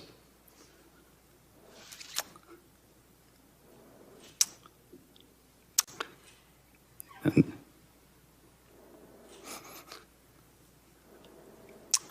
God help us. But I have faith because of folks like you. And Adam, I didn't expect this would be quite so emotional either, but it must be an Adam thing today. But I'm so grateful to all of you. And with that, Mr. Chairman, I yield back. Gentleman yields back. Chair recognizes gentleman from California, Mr. Aguilar. Thank you, Mr. Chairman and members of the committee. Gentlemen, like my colleagues, I want to extend my gratitude and appreciation for your service on January 6th and since then, what you've had to go through. I was on the House floor like my colleagues on the 6th when I was told that a violent mob had breached the Capitol. And it's because of your service, it's because of you and your colleagues that we're here today, because you were literally the last line of physical defense, laying your life on the line for democracy. My time will be limited, so I'll be asking questions of Officer Hodges and Sergeant Gonell, primarily about the weapons that you observed and how they were used. Officer Hodges, you were in a unique position because you were down Constitution. You were closer to the White House to start, as you indicated in your testimony. During the morning and the early afternoon on the 6th, what did you hear specifically about guns and explosives that had been discovered by your fellow officers? I was listening on the radio to our gun recovery unit, working the crowd. What we usually try to do is wait for the crowd to disperse before making arrests. That way we don't set off the crowd and set off a riot. So I think they might have identified people of interest that they never got a chance to address, and they were working the crowd to try and confirm reports of firearms on certain people, but it's also difficult to do given the nature of the crowd and how many there were. When I heard the REOD confirmed the existence of a device, there was only one thing it could be, explosives. But we, in 42, we had our own objective, our own mission, so we couldn't really, we scanned the crowd, but these people, they know how to conceal their weapons. So on a big avenue like Constitution, you can't really, it's difficult to detect the print, or if it's in a backpack, there's really not much you can do. But we continue to scan the crowd and find what we could. But mostly it was up to our other units to make those discoveries. You talked about, in response to Representative Cheney, you talked about the gear that the individuals were wearing. So combined with what you saw visually with what you had heard on the radio about guns, that all kind of led you to give pause about the next few hours, correct? Absolutely. Once we got to the Capitol and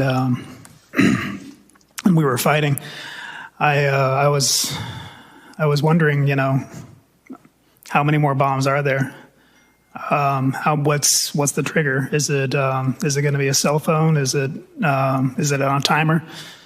How many guns are there in this crowd? If we start firing, is that the signal to them to set off the explosives? However many there are in the city, is that the signal for them to break out their firearms and shoot back? So that's the reason, why I didn't shoot anyone, and I imagine why many others didn't, because, like I said before, there were over 9,000 of the terrorists out there with an unknown number of firearms, and a couple hundred of us, maybe.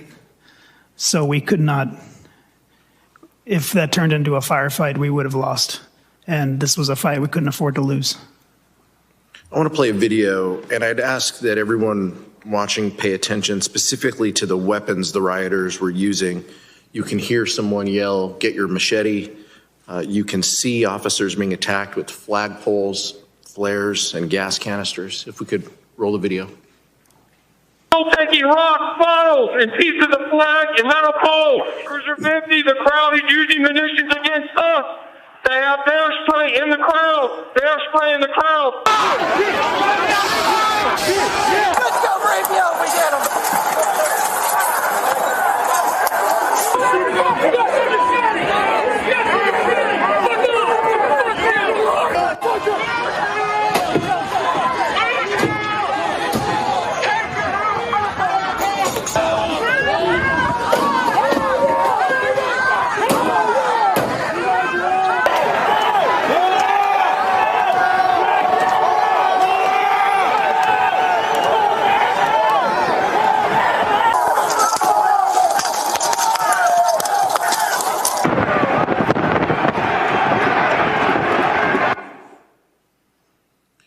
Sergeant Gonell, in the video, we just saw someone throw a large speaker.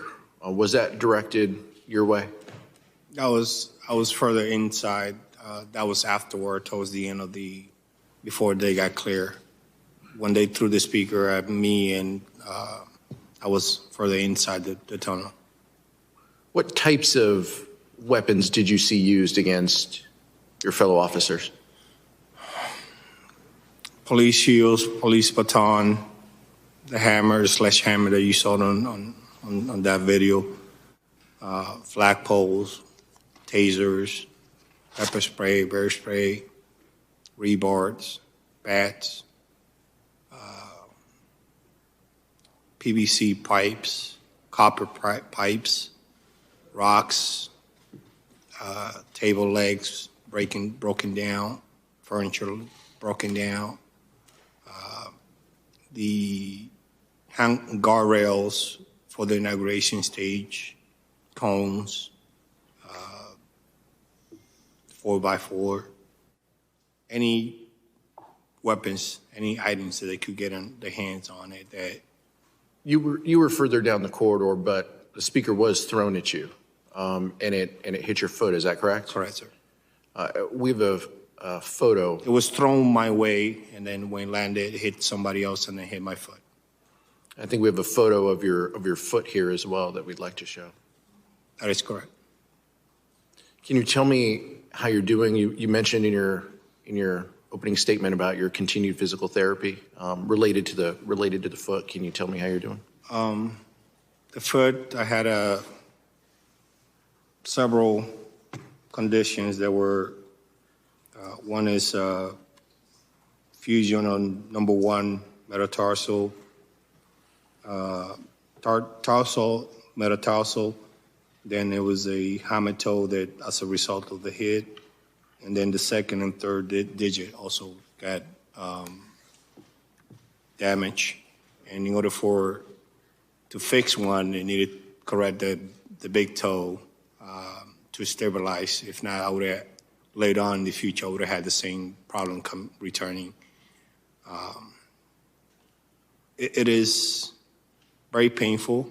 It is with a lot of patience and determination that I had gone through. I still had the same problems in terms of pain, stiffness, whatnot. The doctor last week on Tuesday told me that I'm going to need surgery on my shoulder because I have a labrum tear that has not healed even more than 6 months later. And possibly my rotator cuff also is going to need some work. So that you're talking about 8 months to a year more of physical treatment and rehab. Sergeant, you're an immigrant from the Dominican Republic, a naturalized U.S. citizen, and you mentioned how individuals had zeroed in on your race that day. Yes, sir. Can you tell me how that made you feel? When we were before or right after MPD just arrived with the fluorescent mountain bike unit, they got there. I was at the front line, and apparently they seen, even through my mask, they saw my skin color and said, "You're not even an American." Regardless whether I was in the military, they don't know that, but they yelling and saying all these things to me. I mean, when I heard that, I wasn't even thinking about any racial stuff. I'd be like, okay, you don't know that for a fact, so I'm not even entertaining that. But it's just like Officer Harry Dunn.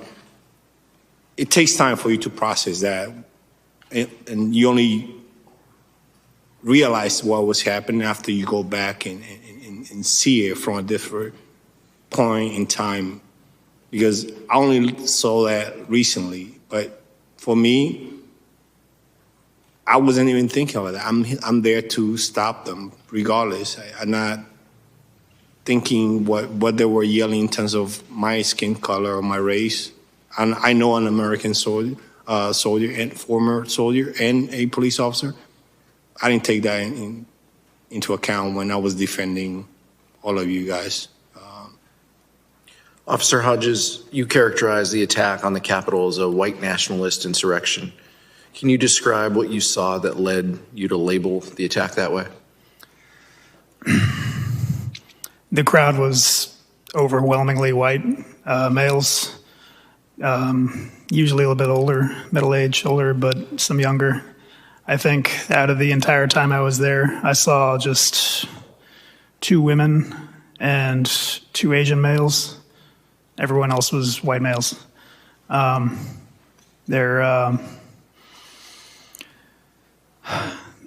didn't say anything especially xenophobic to me, but to my black colleagues and anyone who's not white.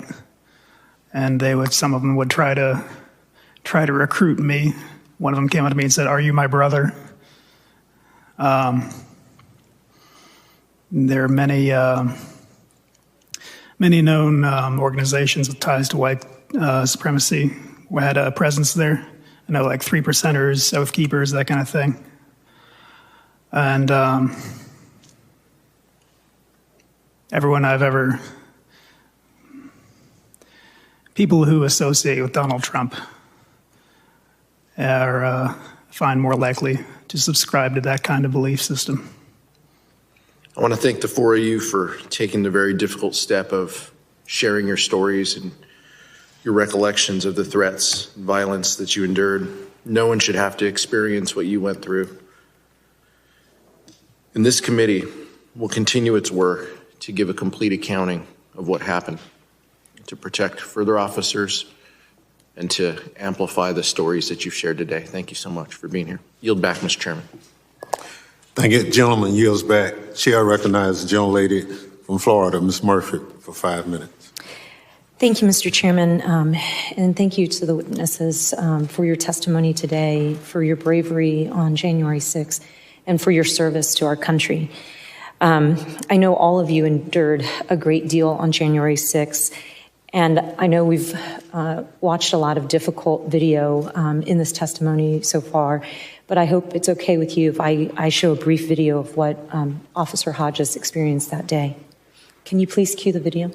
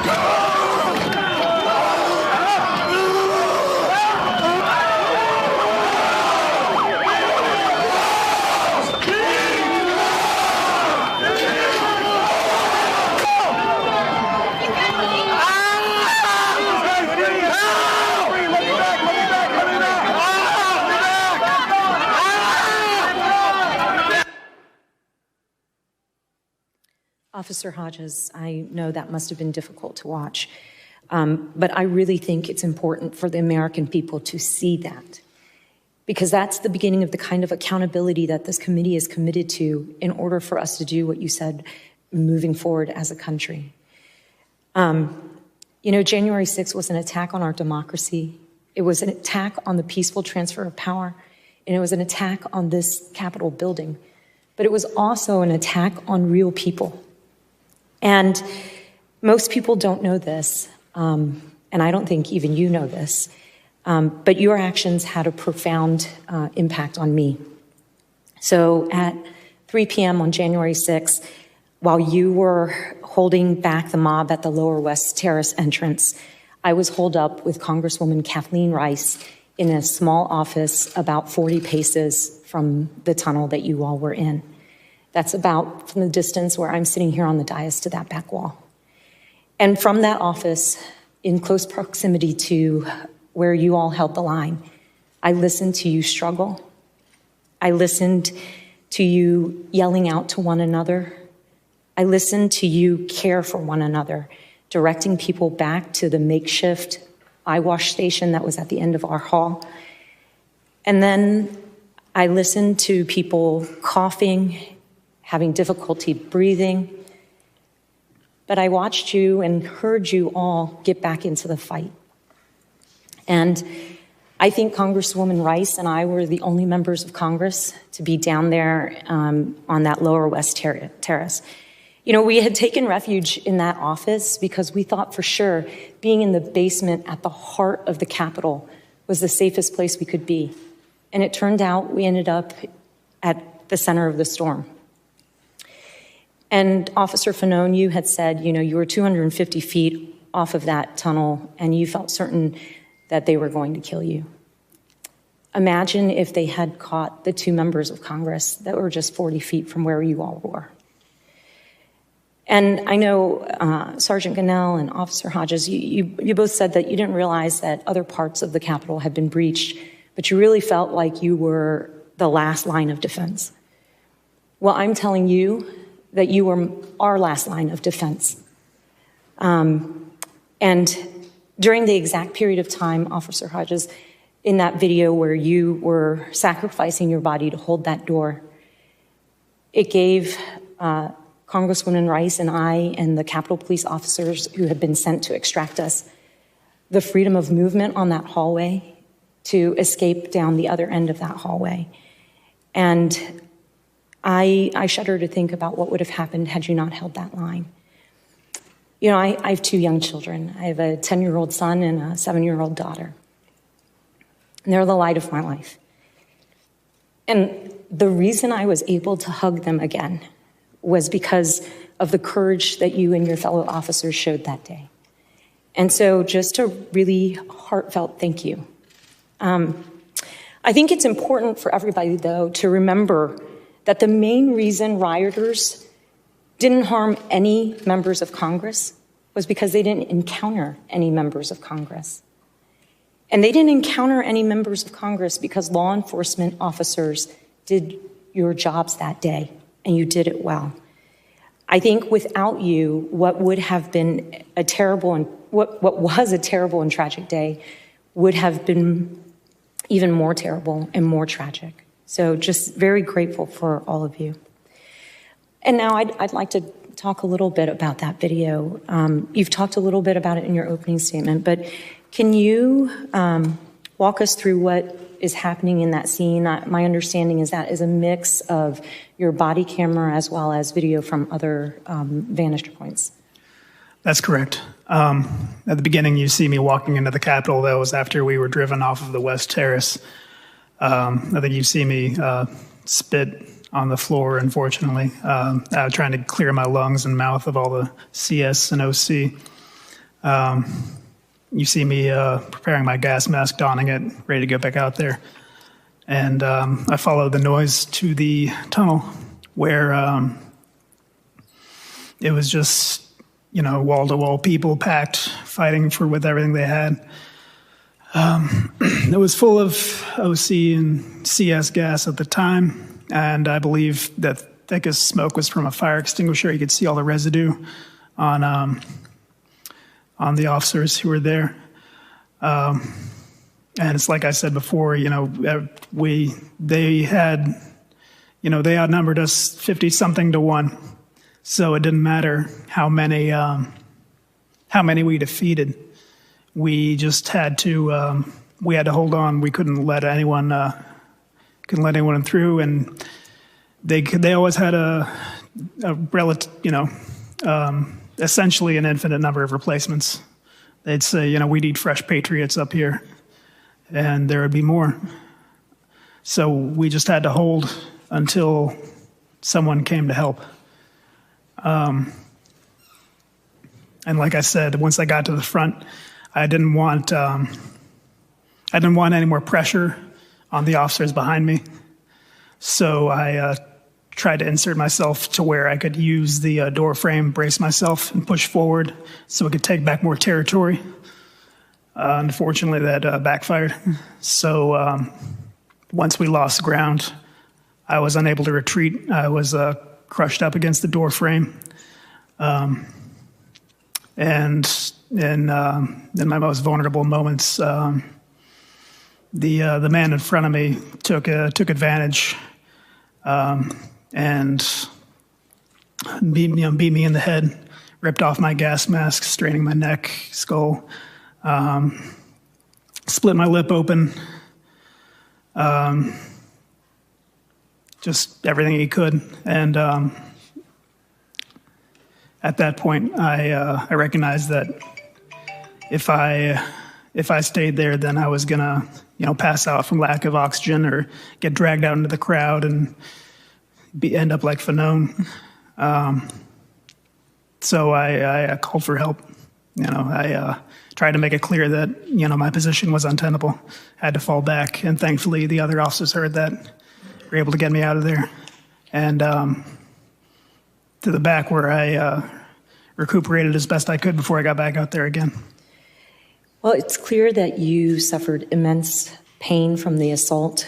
It's clear that you were outnumbered, and yet you just said you got back out there again. Tell me what's worth all of that pain? What was worth it? What were you fighting for that day? Democracy. You were 40 feet away, 40 yards, whatever. Especially with the razor-thin margins on Democrats and Republicans in the House and Senate, if any single one person was kidnapped or killed, which I have no doubt in my mind is what they intended, that would affect the outcome of legislation and all your duties for years to come. And if that's just one person, what if more than one person? The difference would be even greater than what should be and will be. And obviously for each other. Your immediate concern is the well-being of your colleagues, the other officers who were there fighting beside me. I think I can speak for everyone when I say we worry about each other more than ourselves. That's just in our nature. It's part of why you become a police officer. So, like when Fanon said he was trying to find out who needs help and no one would volunteer, that's just an example of that kind of mindset that we have. So it was for democracy, it was for the men and women of the House and Senate, it was for each other, and it was for the future of the country. Thank you, Officer Hodges, and thank you all for defending democracy. And I appreciate your testimony, and I appreciate your continued service. With that, I yield back. Gentlelady yields back. Chair recognizes the gentleman from Maryland, Mr. Raskin. Thank you, Mr. Chairman. Sergeant Gonell, Officer Fanon, Officer Hodges, Officer Dunn, you are great law enforcement officers and a hero to law enforcement officers across the country. You're great public servants, and you're a hero to public servants across the country, but you are great Americans, and you are heroes to all of America. And long after you are gone, you will be remembered as heroes to our country, along with your fellow officers. And those who attacked you and those who beat you are fascist traitors to our country and will be remembered forever as fascist traitors. Now, Officer Dunn, I've got to start with you because you're my constituent. And you are the pride of Maryland today because of the way you stood up for the Capitol and for the Congress and for our democracy. But you said something fascinating in your testimony. You said you never seen anybody physically assault a single officer before in your 13 years on the force, much less thousands and thousands of people attacking hundreds of officers. So how did you experience that when it first happened? So with regards to the never seen, I've seen videos of officers being attacked and people resisting arrest. But to clarify, it's never been the assaults on the scales that we have seen like that before. I just wanted to clarify that. Can you repeat your question? Well, actually, it leads to my next one, actually. You made a really interesting point. You said you'd seen protests for many, many years. You'd seen even civil disobedience for many years. There's an effort today to portray the events of January 6th like some kind of resurrection of Dr. King's March on Washington in 1963. You know, and I've seen a lot of protests here, too. I've seen the March for Our Lives that the young people did about gun violence. I see people marching for D.C. statehood, arguing for their rights to representation in Congress, and I've seen civil disobedience. But was this like any of those rallies or marches or demonstrations you'd ever seen? And if not, what was different about it? So while the marches that the protests that you specifically talked about, I'll go a step further and talk about the ones that had the potential to be not so peaceful. You had the Million Man March rally, the 20th anniversary of it. It was a lot of opposition to that. You had the Klan that came up here. You had people that were pro-guns that wanted to come up here. So all of those had the potential to be very violent and, frankly, quite deadly, but they did not. This wasn't the first time that, if I can just use this quote, that the MAGA people came up here to the Capitol before. They were in D.C. before. There were some skirmishes, but it was never the attempt to overthrow democracy. They came up, I think this was maybe their second or third time that they had come up on January 6th. And even then, as belligerent as they were, it didn't account to this violence. So the only difference that I see in that is that they had marching orders, so to say. When people feel emboldened by people in power, they assume that they're right. Like one of the scariest things about January 6th is that the people that were there, even to this day, think that they were right. They think that they were right. And that makes for a scary recipe for the future of this country. So I think that's why it's very important that you all take this committee seriously and get to the bottom of why this happened, and let's make it never happen again. Thank you. Officer Fanon, I think you've given our committee our marching orders today, which is to hold the line. You held the line, and now we've got to hold the line. So I want to thank you for that. If we show a fraction of the courage and the valor that you all demonstrated on January 6th, then we will hold the line in this committee. But I want to ask you about holding the line. I want to go back to this question of weapons so we can clear this up, because there are still some people who are saying that the insurrectionists were unarmed. And I wonder what your reaction is to that, because we've heard about, well, first of all, rampant baseball bats, lead pipes, Confederate battle flags, and so on. And what about the question of firearms? So what is your reaction generally to this proposition that they weren't armed? First and foremost, I would say that the implements that you just described are most certainly weapons. With regards to firearms, I know that in the days immediately before the January 6th insurrection and January 6th itself, firearms were recovered by law enforcement from individuals in Washington, D.C., who were believed to have been participants, or at least those who were planning to participate in the January 6th insurrection. And yes, those were firearms, handguns, and such. Forgive me for these questions, but I've got to ask you, apparently in some nether regions of the internet, it's being said that you, Officer Fanon, maybe were mistaken for Antifa, and that's why you were nearly beaten to death that day and carried in the crowd. Is there any way you think you were mistaken for Antifa? Well, I was in full uniform. I was, like I said, wearing my uniform shirt adorned with the Metropolitan Police Department's patch. I had my badge on until somebody ripped it off my chest. I do not believe I was mistaken for a member of Antifa.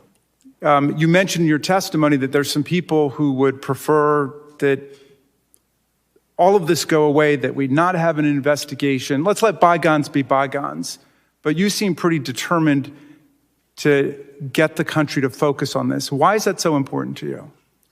Well, first and foremost, because of the actions of officers who responded there that day, specifically from my department, but also from the U.S. Capitol Police and some of the surrounding jurisdictions. Downplaying the events of that day is also downplaying those officers' response.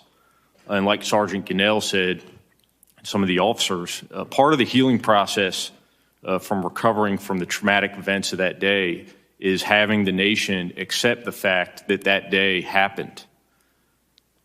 Some people are saying that that as public servants, you all should not be speaking out, that cops, firefighters, teachers should just serve the public but should not speak out as citizens. What do you think about that, Officer Fanon? Well, I disagree.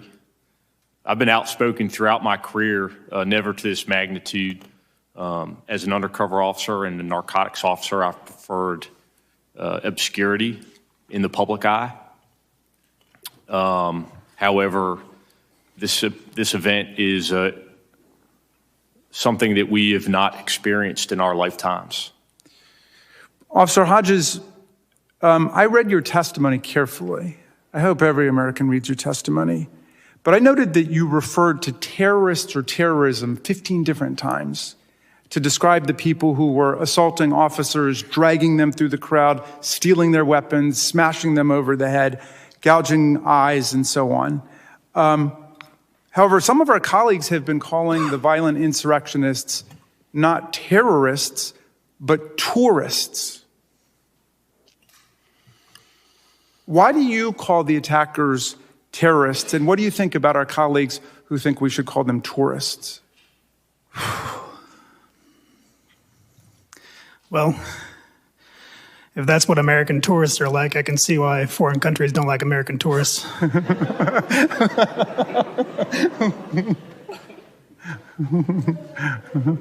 But I can see why someone would take issue with the title of terrorist. It's gained a lot of notoriety in our vocabulary in the past few decades. And we like to believe that, no, that couldn't happen here. No domestic terrorism, no homegrown threats. But I came prepared. U.S. Code, Title 18, Part 1, Chapter 113, B as in Brown, Section 2331. The term domestic terrorism means activities that involve acts dangerous to human life that are a violation of the criminal laws of the United States or of any state, and B, appear to be intended to intimidate or coerce a civilian population, or to influence the policy of a government by intimidation or coercion, or to affect the conduct of a government by mass destruction, assassination, or kidnapping, and occur primarily within the territorial jurisdiction of the United States. Well, thank you for that. And I had one final question for Sergeant Gonell, but it looks like my time is up, so I'll yield back to you. Chair will give the gentleman opportunity to ask his Thank you question. for your indulgence, Mr. Chairman. Are there questions, Sergeant Gonell, that you hope we can answer as a committee about the causes of the attack, the nature of the attack, and what happened in the weeks prior to January 6th as we develop our work plan moving forward? I think, in my opinion, we do need to get to the bottom of it. Who incited, who brought those people here, why the people were made to believe that the process was rigged along those lines. But going back to what Hodges says, I had, in my 15 years of service, I had given thousands of, I had given tour to thousands of people at the Capitol as an officer, as a sergeant, and even in plain clothes uniform. At no point in time did I ever got attacked. I don't know why. How would you call an attack on police officer a tour when you see me bleeding my hands, when you see other officers getting concussion, getting maimed, getting fingers shattered? I got gouged. It's indescribable. You're defending the undefensible. And it demoralized not just the rank and file, but the future recruits that we are trying to get. So what do you think people considering becoming law enforcement officers think when they see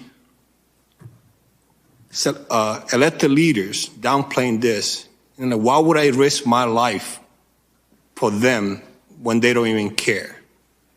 They don't care what happened to the public. They don't care what happened to the officers. All they care is their job, their position.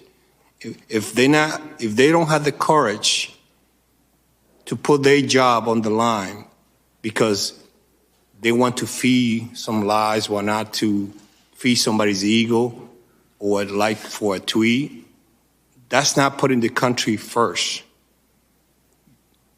We are willing to risk our life, but at least make it worth it.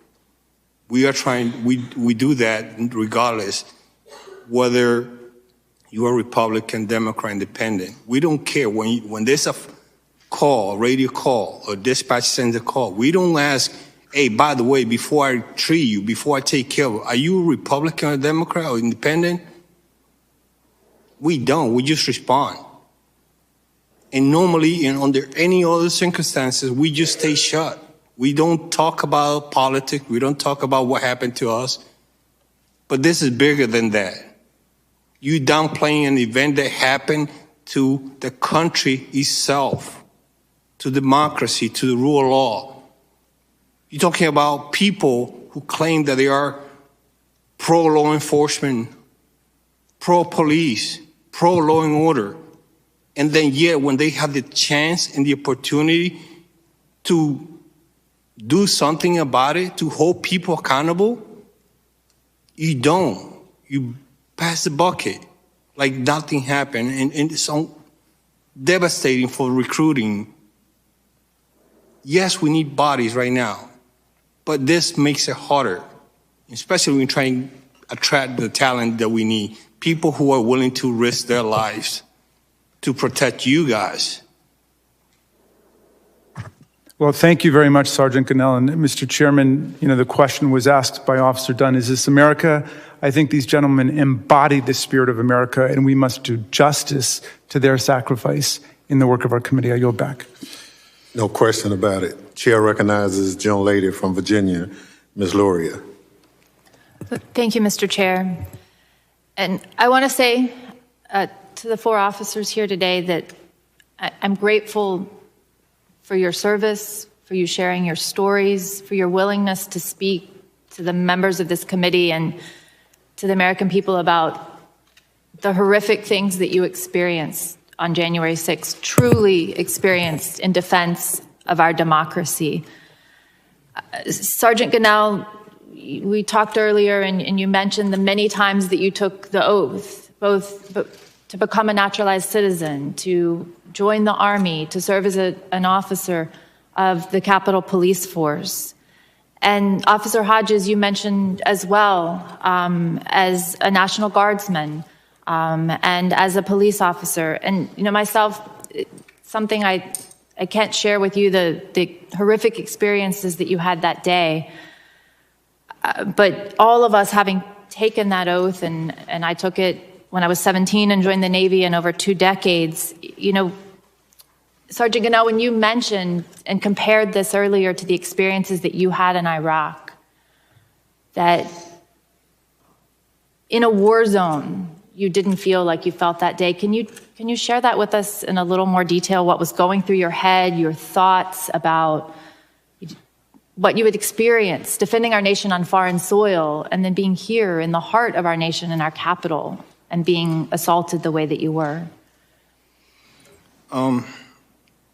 It is very disappointing in terms of like when you see, when I was at the Lower West Terrace, and I saw many officers fighting for their lives against people, rioters, our own citizens, turning against us, people who had the thin blue line on their chest, or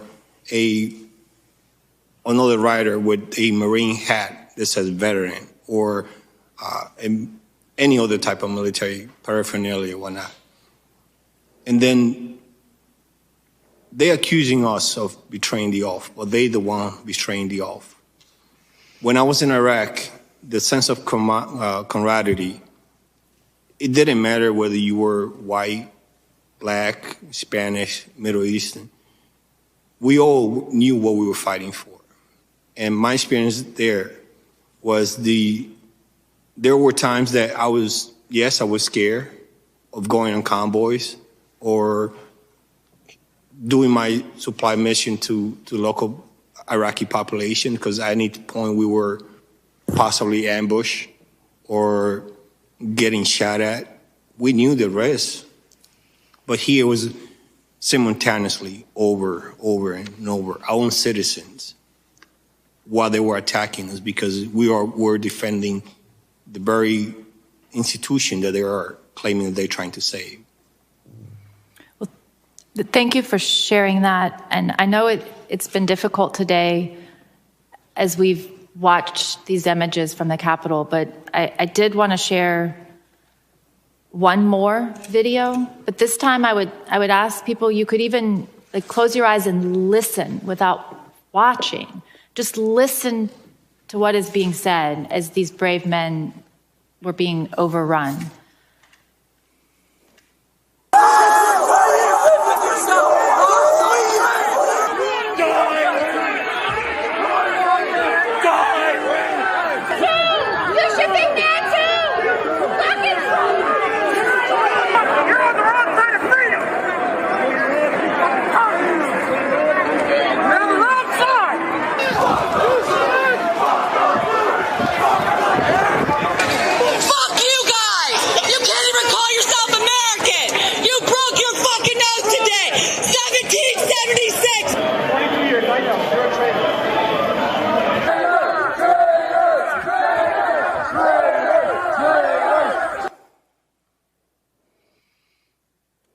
So, Officer Fanon, I wanted to turn to you.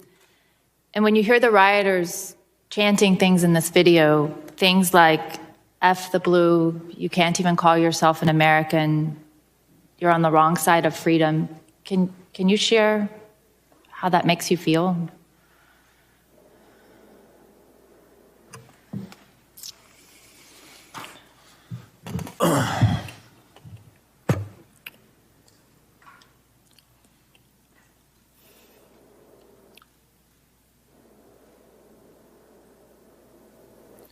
Again, I think when my response that day, and at no point that day did I ever think about the politics of that crowd.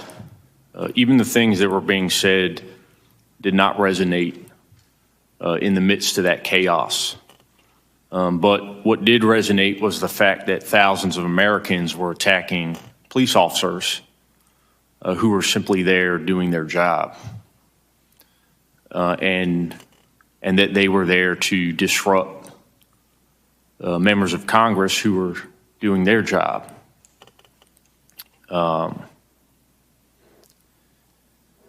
know, in retrospect now, thinking about those events, the things that were said, it's disgraceful that members of our government,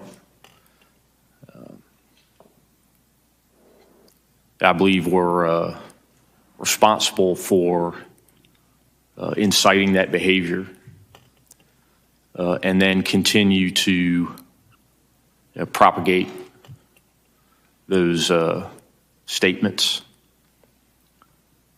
Things like, you know, this was 1776, or that police officers who fought risked their lives, and some who gave theirs were redcoats and traitors.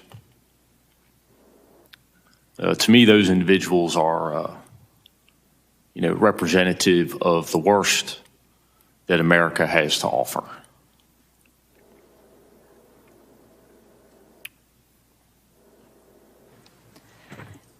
Thank you. And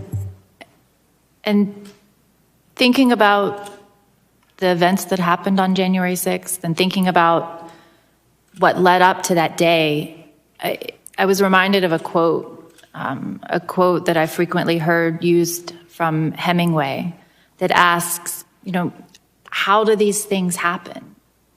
How do things like this happen? And that quote, it's very short. It just says, gradually and then suddenly. And I think that our founders understood that our republic was very fragile and it would be tested. And it was tested here on January 6th. You know, in 20 years, I don't want to look back on this moment and think that we saw these signs coming gradually, that these were signs that we ignored, that signs that people thought were just isolated incidents or signs of things that we thought could never happen. And I don't want to say to my daughter or Sergeant Gonell to your son or Officer Fanon to your 4 daughters, I don't want any of us to say that this happened gradually and then suddenly. And that some were just too worried about winning the next election to do something about it or too cowardly to seek the truth. So that's the task before this committee. I'm sure that we'll be attacked by cowards, by those in the arena, those only in the stands, and that we'll be attacked by people who are more concerned about their own power than about the good of this country. But my oath, your oath, all of our oaths here today to protect and defend the Constitution against all enemies, foreign and domestic, will be our guiding light for this investigation. And as Officer Dunn said earlier, you said we can never again allow our democracy to be put in peril. So I will say that we will persevere, we will do what is right, and our nation is truly ever grateful to you who held that line. Your actions on January 6th could very well have been what saved our democracy, and we thank you.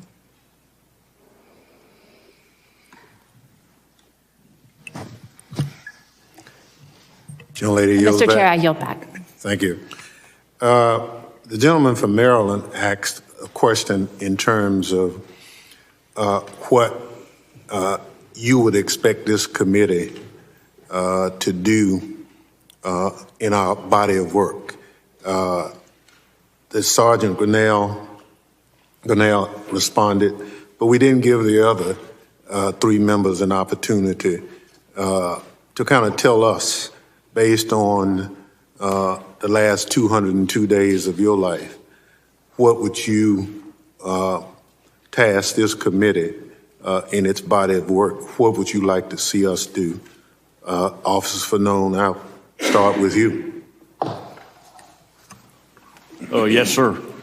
So while I understand that there have been investigations into the events of January 6th, my understanding is that those have addressed some of the micro level concerns, that being the immediate security of the Capitol building itself, also the forced mobilization of officers that day, planning and preparation, and training and equipment concerns. A lot of, the events of January 6th and the days preceding, I guess it's interesting, and from a law enforcement perspective, as a police officer, a lot of these events happen in plain sight. We had violent political rhetoric. We had the organization of a rally whose title was Stop the Steal. And that rally occurred on January 6th, which I don't believe was a coincidence that on January 6th, members of Congress, you here in the room today, were charged with tallying the electoral votes and certifying the election of our president. And in the academy, we learn about time, place, and circumstance in investigating potential crimes and those who may have committed them.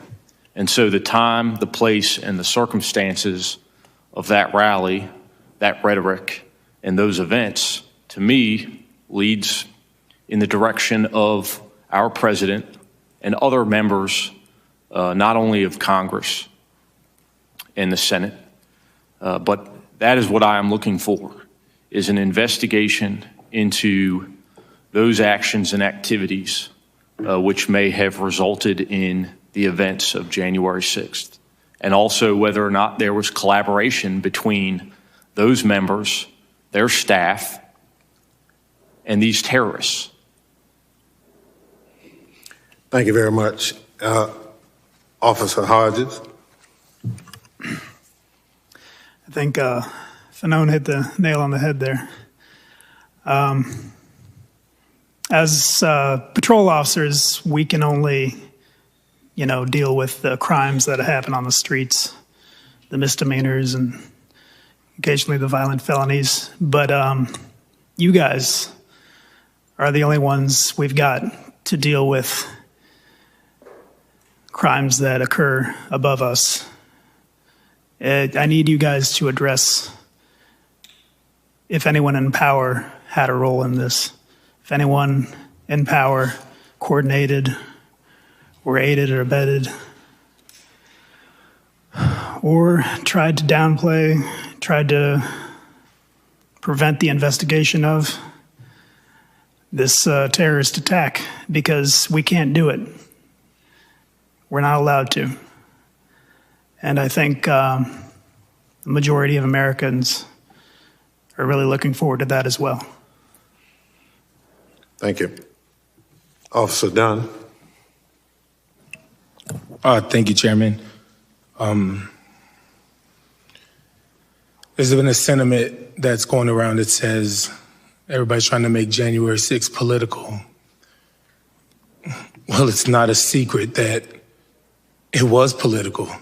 They literally were there to stop the steal. So when people say it shouldn't be political, it is. It was and it is. There's no getting around that. Telling the truth shouldn't be hard. Fighting on January 6th, that was hard. Showing up January 7th, that was hard.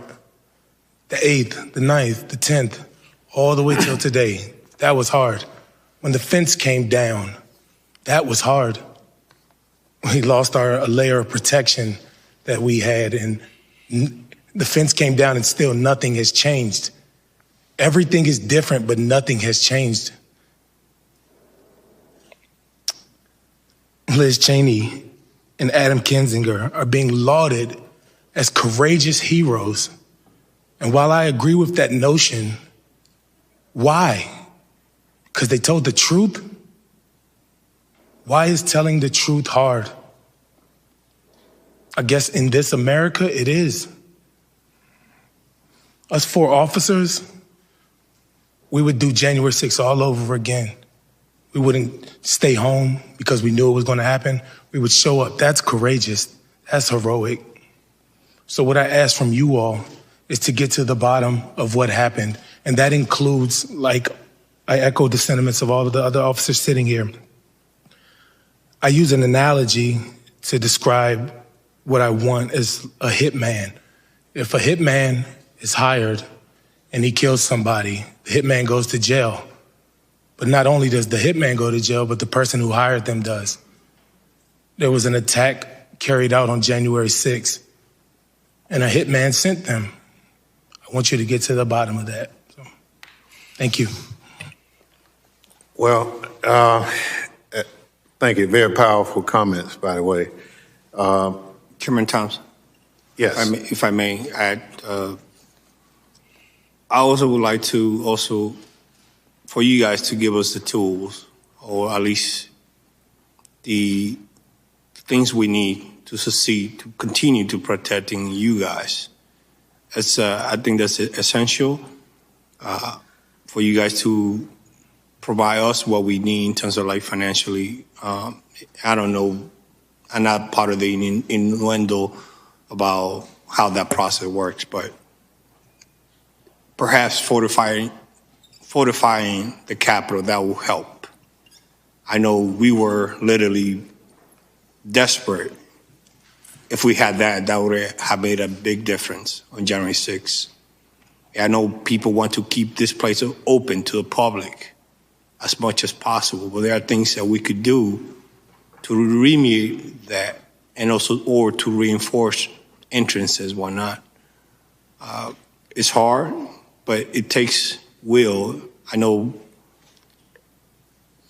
architect of the Capitol has some regulations, whatnot, but the time had passed. We still have security measure from 20 years ago.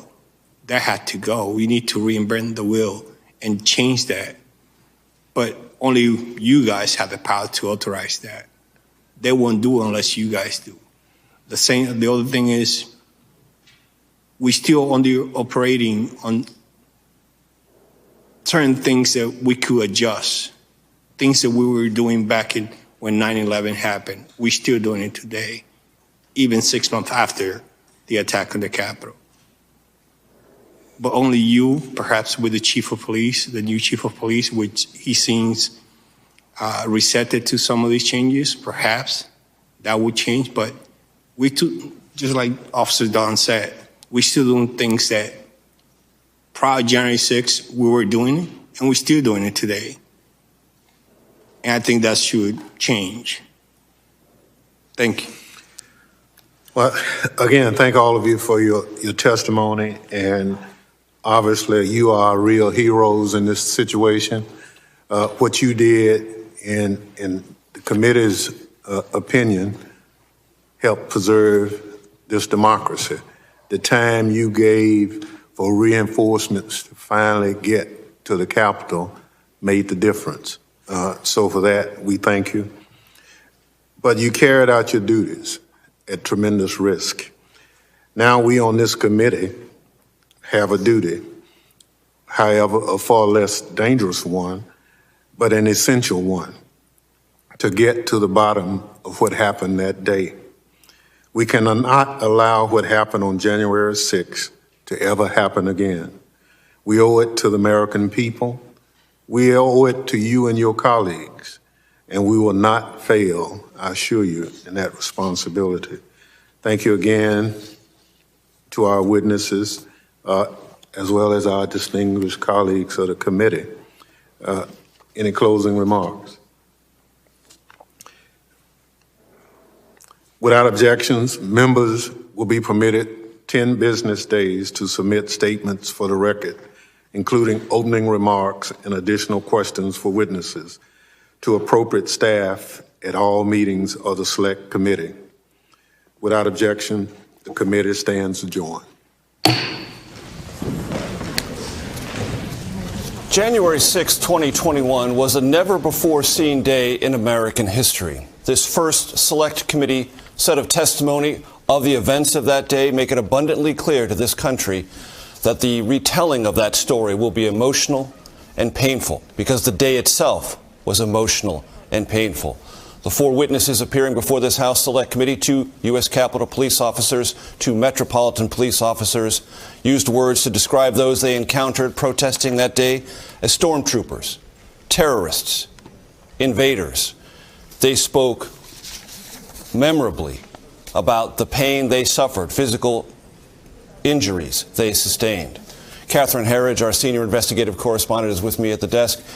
Catherine, your impressions of the testimony and how you think it shapes our national understanding of that day a bit more vividly than we might have appreciated before.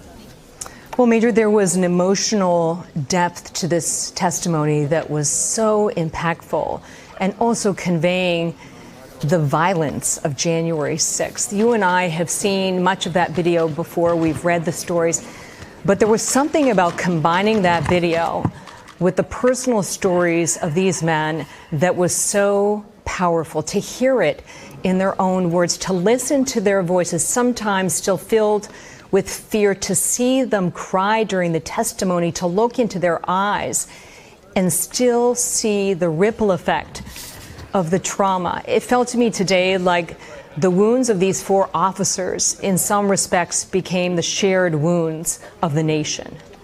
The traumatic sense still rippling through their lives. Several of the officers said this isn't over. January 6th isn't over. It's been 6 months. We're still coping with it. Sergeant Gonell, the U.S. Capitol Police Sergeant, said, "I didn't recognize my fellow citizens." And near the end, Harry Dunn, also the U.S. Capitol Police, said, "Why is telling the truth so hard?" I think those are 2 things before the country and this committee. How is it that we can't recognize our fellow citizens in a moment like this? And how hard is it going to be to actually tell the truth about what happened and why? Well, one of the ways to get to the ground truth of January 6th are these federal investigations. And just to recap for those at home, we're talking about more than 500 individuals who are already facing federal charges. Yet the FBI is still looking, Major, for another 200 individuals or more that they have yet to identify. And I'm a big believer in the process because the records that are filed with a court have a truth and a power all of their own. And this is a way to uncover the details of what happened, not just that day, but the lead up to January 6th, and a level of accountability. Very good. Nicole Killian is our congressional correspondent on Capitol Hill. Nicole, your impressions? Well, it's not just the emotion. Look, the trauma is real for not just these officers, but also lawmakers. Just a couple of weeks ago, I sat down with a group of House lawmakers who were trapped in the House gallery, and some of them are seeking therapy. I've spoken with the family of Officer Brian Sicknick. They're still grieving, and even among the Capitol Press Corps, many are still grappling with this. And so while the fence of the Capitol may be gone, the scars of January 6th are still here for so many, including these officers who really laid out their own personal experiences today. And so that's why this hearing matters, especially for those who question, well, why are we still talking about this 6 months later? That's what this committee set out to convey. And so now they will work to outline their scope to determine how this investigation will go forward. Nicole, as you indicated, these officers who testified were the closest eyewitnesses, but so many others in the Capitol complex, lawmakers, staff, support staff, remain traumatized. I thank you for that. Congressional correspondent Chris Van Cleve also joins us from Capitol Hill. As I understand it, Chris, members of the Capitol Police were watching this in ways that they possibly could while still doing their day job, correct? Yeah, our teams that are here in the Capitol saw officers watching on their phones during the hearing, watching on monitors as they were doing their job, watching their colleagues testify. What struck me as we're sitting here in the Russell Rotunda, that moment when Officer Fanon slammed his hand down and saying the efforts to downplay what happened on January 6th and the way that his colleagues had been treated. He called it disgraceful, and he slammed his hand down. You saw everyone here snap to attention. Our reporter that's in the room there said the same thing happened in the hearing room. The other thing that I kept thinking about is you're hearing these officers describe what they were experiencing. Some of these moments were things that my team and I on the ground on January 6th witnessed from a distance. We were at the edge of the lawn on the west front of the Capitol, and as they were talking about pulling back off the riser that was out there for the inauguration in retreat, I remember saying to my photographer, "Where are the police going?" So hearing their accounts certainly brought back a lot of the memories from that day, a lot of the trauma from that day. Chris Van Cleve, thank you.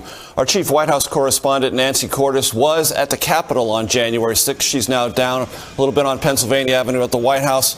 Nancy, your perspective and the perspective of the Biden White House as this unfolds for the Congress itself and for the country. Well, Major, I think that what we heard from these 4 officers today is such a powerful reminder of why you need a major government body, whether it's an independent commission or a congressional committee, to look into what happened on January 6th in an overarching way to prevent something like it from happening again. You heard those officers say they were completely outnumbered on that day, about 150 officers on the West Front to 900 rioters. They had flimsy bike racks and metal fencing that was easily tossed aside. Why were they let down in that way? Why didn't they get any advance notice about what was coming at them? You heard one of the officers say he got a text message describing what some of the protesters wanted to do, but he discounted it because he hadn't heard anything from his own top brass. So it's going to be a look at law enforcement across the board, from the DOD on down, to figure out why no one seemed to know what was coming. Nancy Cordes at the White House, thank you very much. Our coverage continues on our 24-hour streaming service, that's CBSN. You can watch it at cbsnews.com or download the CBS News app on your cell phone or your connected television. There, of course, will be more on your local news and tonight on the CBS Evening News. This has been a CBS News special report. I'm Major Garrett in Washington. For news 24 hours a day, go to CBS